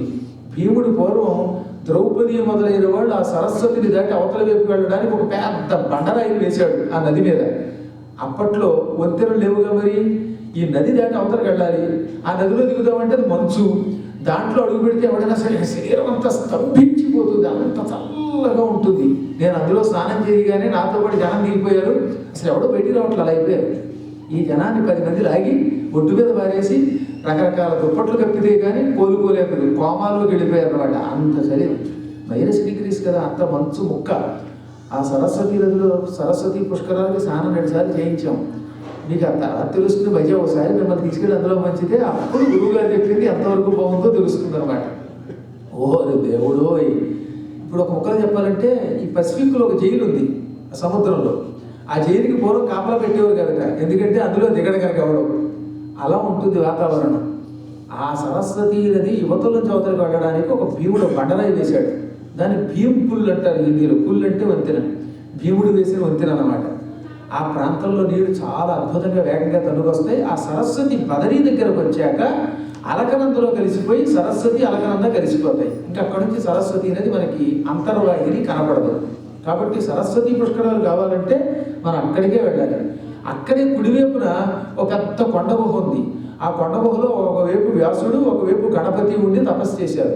వ్యాసుడు చాలా కాలం సరస్వతి నదీ తీరంలో శమ్యాప్రాసం అనే చోట తపస్సు చేశాడంటే అదే శమ్యాప్రాసం అంటే. అక్కడ అద్భుతమైన తపస్సు చేశాడు. అక్కడే భారతాన్ని గణేశుడి ద్వారా రాయించాడు. భాగవతం రాసిన స్థలం కూడా సరస్వతి నదీ తీరం. అదే తెల్లవారుజామున ఆ మంచులో ఆయన స్నానం చేసేవాడు. వాళ్ళ శరీరాలు మన భౌతిక శరీరాలకు అతీతమైన దివ్య శరీరాలు కనుక ఆయన మంచులో ఆ చల్లని సరస్వతీ జలంలో స్నానం చేయగలిగేవాడు. వ్యాసుడు తాను ఎక్కువ కాలం ఉన్నది సరస్వతీ నదీ తీరంలో ఉన్న ఆ కొండ గుహలోనే. భలే ఉంటుందండి, చాలా అద్భుతంగా కాపాడారు అక్కడ దాన్ని. ఆ కొండ గుహలోకి వెళ్ళి వ్యాసుడు కూర్చున్న స్థలంలో కొన్ని చెంక చర్మాలు లాంటివి వేశారు. అక్కడ వేస్తే కూర్చోటి వెచ్చగా ఉంటుంది. లోపలికి మాత్రం చల్లగాలులో ఎంత బాగుంటుందో. సరస్వతీ నదీ తీరంలో చలికి గజగజ ఒడిగిపోతున్న జనులు ఒక్కసారి ఆ కొండ గుహలో పెడితే ఇక అందులో బయటికి రాకపోతే. అమెరికా వచ్చినప్పుడు అప్పుడప్పుడు నాకు రాత్రిపూట వంటింట్లోనే బాగుంటుంది, ఎందుకంటే వంటలో గ్యాస్ స్టవ్ పక్కన వేడిగా ఉంటుంది కదా. అలాగా మహానుభావులైన వాళ్ళంతా గుహలోకి వెళ్ళి జపం చేసుకుంటే ఏదో తెలియని అలౌకిక ఆనందం. భగవంతుడు గణపతి కనపడతాడు, వ్యాసుడు సద్గురువు కనపడతాడు, శ్రీకృష్ణ పరమాత్మ, నారదుడు అందరూ దర్శనమిస్తారు. ఆ ప్రాంతంలో కొంత ఓపిక పట్టాలి, కొంచెం చలి తట్టుకోవడం కష్టమే. ఎందుకు చెప్తానంటే ఆ గణపతి గుహ ఒకవైపు, వ్యాసుడి గుహ ఒక చోట ఉంటుంది. అది దాటి అవతలకు వెళితే అక్కడ ముచుకుందుడు ఆ కొండ గుహలో ఉన్నాడని ఇప్పటికి కూడా ఋషులు చెప్పారు. నాకు చాలా కాలం క్రితం పెద్ద గడ్డం కలిగినటువంటి ఒక గొప్ప సాధువు కనబడ్డాడు. గడ్డాన్ని అలా ముడివేసి ఇంత ఉండ కింద చుట్టుకున్నాడు ఆయన. అంటే గడ్డం తెగ పెరిగిపోయింది. వాడు క్షవరాలు చేయించుకోరుగా మనకు వల్లే. అందుకని గడ్డాన్ని అప్పుడప్పుడు ఆయన ఏం చేసేవాడికి ఇలా ఉండ కింద చుట్టి ముడి కట్టాడు. ఆ ముడి కిందకి ఆడాడుతుంది. అది చూడడానికి ఎలా ఉందన్నమాట, చిక్కల్లో బంతి వేసినట్టుగా, ఓ నెట్ట వలలో బంతి వేసినట్టుగా, ఫుట్బాల్ వేసినట్టుగా ఉందన్నమాట. ఆయన గడ్డంలో ఆయన గడ్డమే ఉండలా ఉంది ఓ బంతిరే. అటువంటి ఒక మహాపురుషుడు కనబడ్డాడు. నాతో పాటు 4 శిష్యులు ఉన్నారు. నేను ఆయనకి సాష్టాంగ పడితే మా గురువు గారికి పిచ్చెక్కిందేమో, రోడ్డు మీద పడుతున్నాడు అనుకున్నారు వాళ్ళు. మహాత్మా నమస్కారం అంటారు. వీళ్ళు మా గురువుగారి రోడ్డు మీద పడ్డాడు అనుకుంటున్నారు. అంటే నాకు కనబడుతున్నాడు ఆ మహాత్ములు, వాళ్ళకి కనబడ్డల్లా. ఆ కూడా ఉన్న బ్రహ్మగారికి కనపడలేదు. సరే, నాకు దైవానుగ్రహం ఆయన కనబడ్డాడు. కస్త్వం అని అడిగితే ఆయన ఒక గొప్ప పేరు చెప్పాడు. ఆ పేరు చెప్పే అధికారం లేదు కానీ ఇక్కడ చెప్పడం లేదు. కానీ ఆయన చెప్పాడు, ఈ పక్కన ఉన్నటువంటి గుహలో ముచుకుందుడని ఒక మహాత్ముడు తపస్సు చేస్తున్నాడు, ఆయనకు అప్పుడప్పుడు సేవ చేయడానికి వెళ్తాను, ఆయన మాంధాత కొడుకు అన్నాడు. ఆయన మానవ భక్తులు అటువైపు వెళ్ళలేరు. మానవ భక్తులు అసలు ఎవడు వెళ్ళలేడు. ఎంతో దివ్యశక్తి ఉన్నవాడు కూడా ఆ ప్రదేశానికి వెళ్ళడానికి నిషిద్ధమట. అందుకే మీరు చూడండి, మిలిటరీ వాళ్ళు విమానాలు ఆ వైపు వెళ్ళలేరు. మిలిటరీ వాళ్ళు వెళ్ళలేరు. కొన్ని స్థలాలు ఉన్నాయి హిమాలయాల్లో, వాళ్ళు ఒకవేళ పొరపాటు పెడితే చచ్చిపోవడమే. అందులోకి వెళ్ళారా ఆ దేవతలు, ఆ దివ్య ఋషుల యొక్క అనుగ్రహం లేకపోతే మానవ భక్తుడు బతకలేడు. ఆ గుహల్లోకి వెళ్ళి ముచుకుందుడు శ్రీకృష్ణుడి యొక్క అనుజ్ఞతో యుగాంతం దాకా తపస్సు చేస్తున్నాడు. చిరజీవులు ఆయన ఒకడు. ఆయనకి యుగాంతం అయ్యాక అప్పుడు రాబోయే కాలంలో వైకుంఠానికి తీసుకెడతాడు శ్రీకృష్ణ పరమాత్మ ఆయన్ని.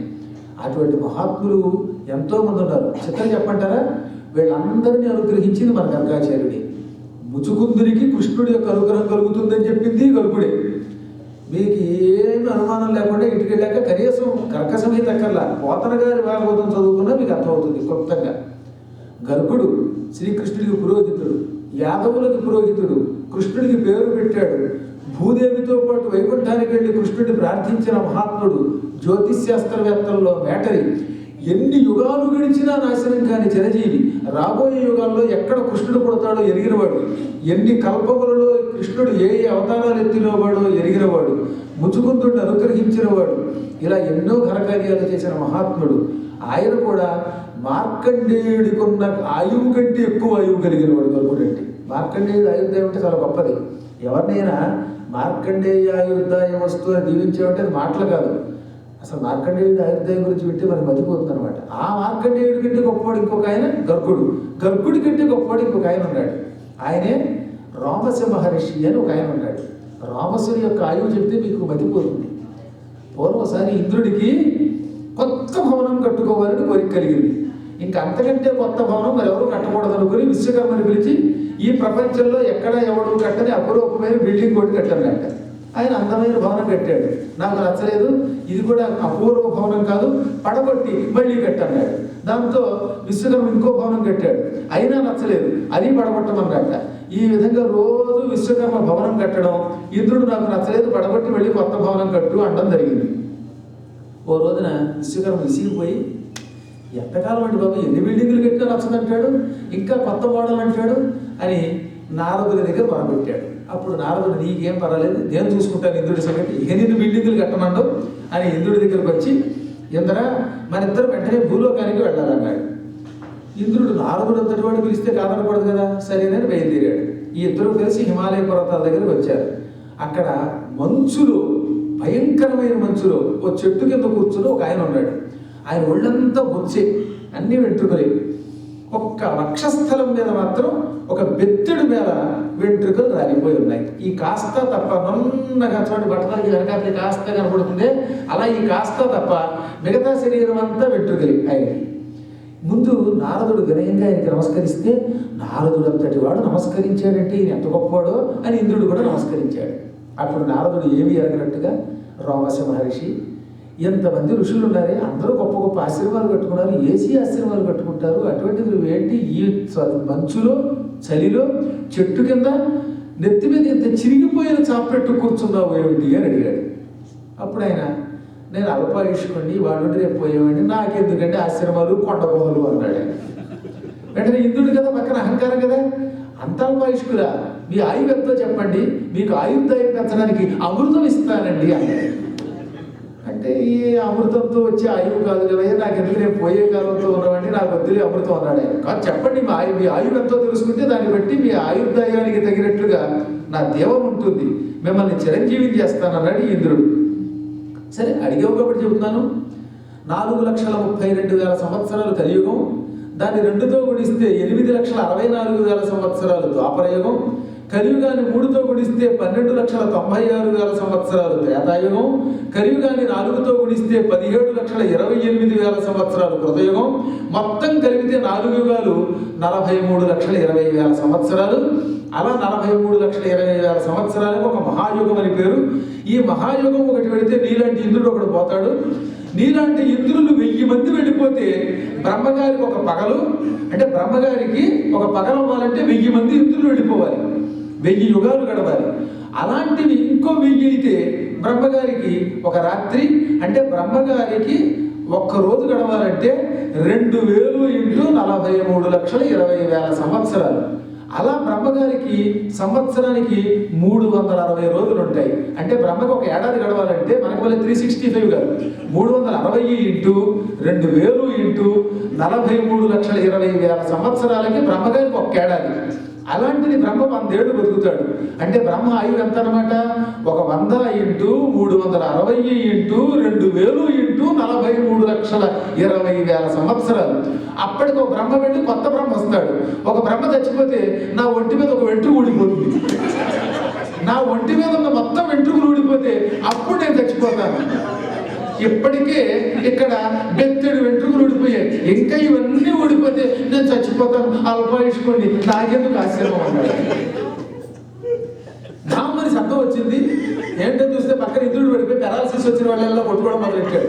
అసలు దానికి ఏమన్నా ఓపుందా? మీరు ఇంటికి వెళ్ళాక ఒకసారి లెక్క ఏంటి? అసలు ఒక బ్రహ్మాయువు లెక్క పెట్టడానికి ఈ క్యాలిక్యులేటర్లు సరిపోవే. అటువంటిది ఒక బ్రహ్మ పోతే ఒక వెంట్రు కూడుతుంది దీనికి. అప్పటికి ఇన్ని ఊడేట, ఇవన్నీ ఊడాలట. అవన్నీ ఊడేసరికి ఎప్పుడు ఎంతమంది బ్రహ్మలు ఎడతారు? ఎప్పుడు ఆయనకి ఆయువు తీరుతుంది?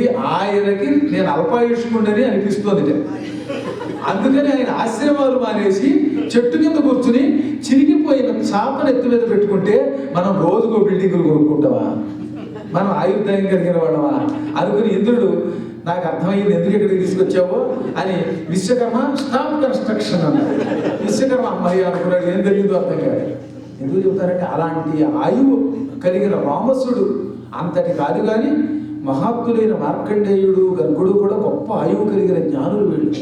మనం పరమాత్మ యొక్క అనుగ్రహం పొందితే నిరంతరం ఆయన కథల్ని నమ్మి నామస్మరణ చేస్తే ఇలా పురాణాదులతో ఉంటే పురాణం వినడానికి హాలు పట్టనంత జనం తయారైతే మాత్రం గ్యారెంటీగా చెబుతున్నాను వాడికి ఒక అద్భుతమైన దివ్యశక్తి వస్తుంది. కలియుగంలో పురాణము వినడం కంటే గొప్ప ధర్మం మరొకటి లేదు. కృతాదౌ బహవో ధర్మాః కలౌ ధర్మస్తు కేవలం పురాణ శ్రవణాదన్యో విద్యతే నాపరో నృణాం. కృతయుగంలో మానవులు ధరించడానికి ఎన్నో మార్గాలు ఉన్నాయి. యజ్ఞాలు, హోమాలు, రకరకాల మార్గాలు ఉన్నాయి. కలౌ ధర్మస్తు కేవలం కలియుగంలో ఒకే ఒక్క ధర్మం అట. పురాణము వినడం కంటే మానవులు ధరించడానికి మరొక మార్గం లేదు. కాబట్టి మనం ఈ గర్గ సంహితని దాదాపు 6 రోజుల పాటు శ్రద్ధగా చెప్పుకున్నాం. రేపు అష్టావధానం ఉంటుంది. మళ్ళీ రేపు కలుసుకునేదాకా స్వస్తి ప్రజాభ్య పరిపాలయంతాం న్యాయ్యేన మార్గేణ మహీం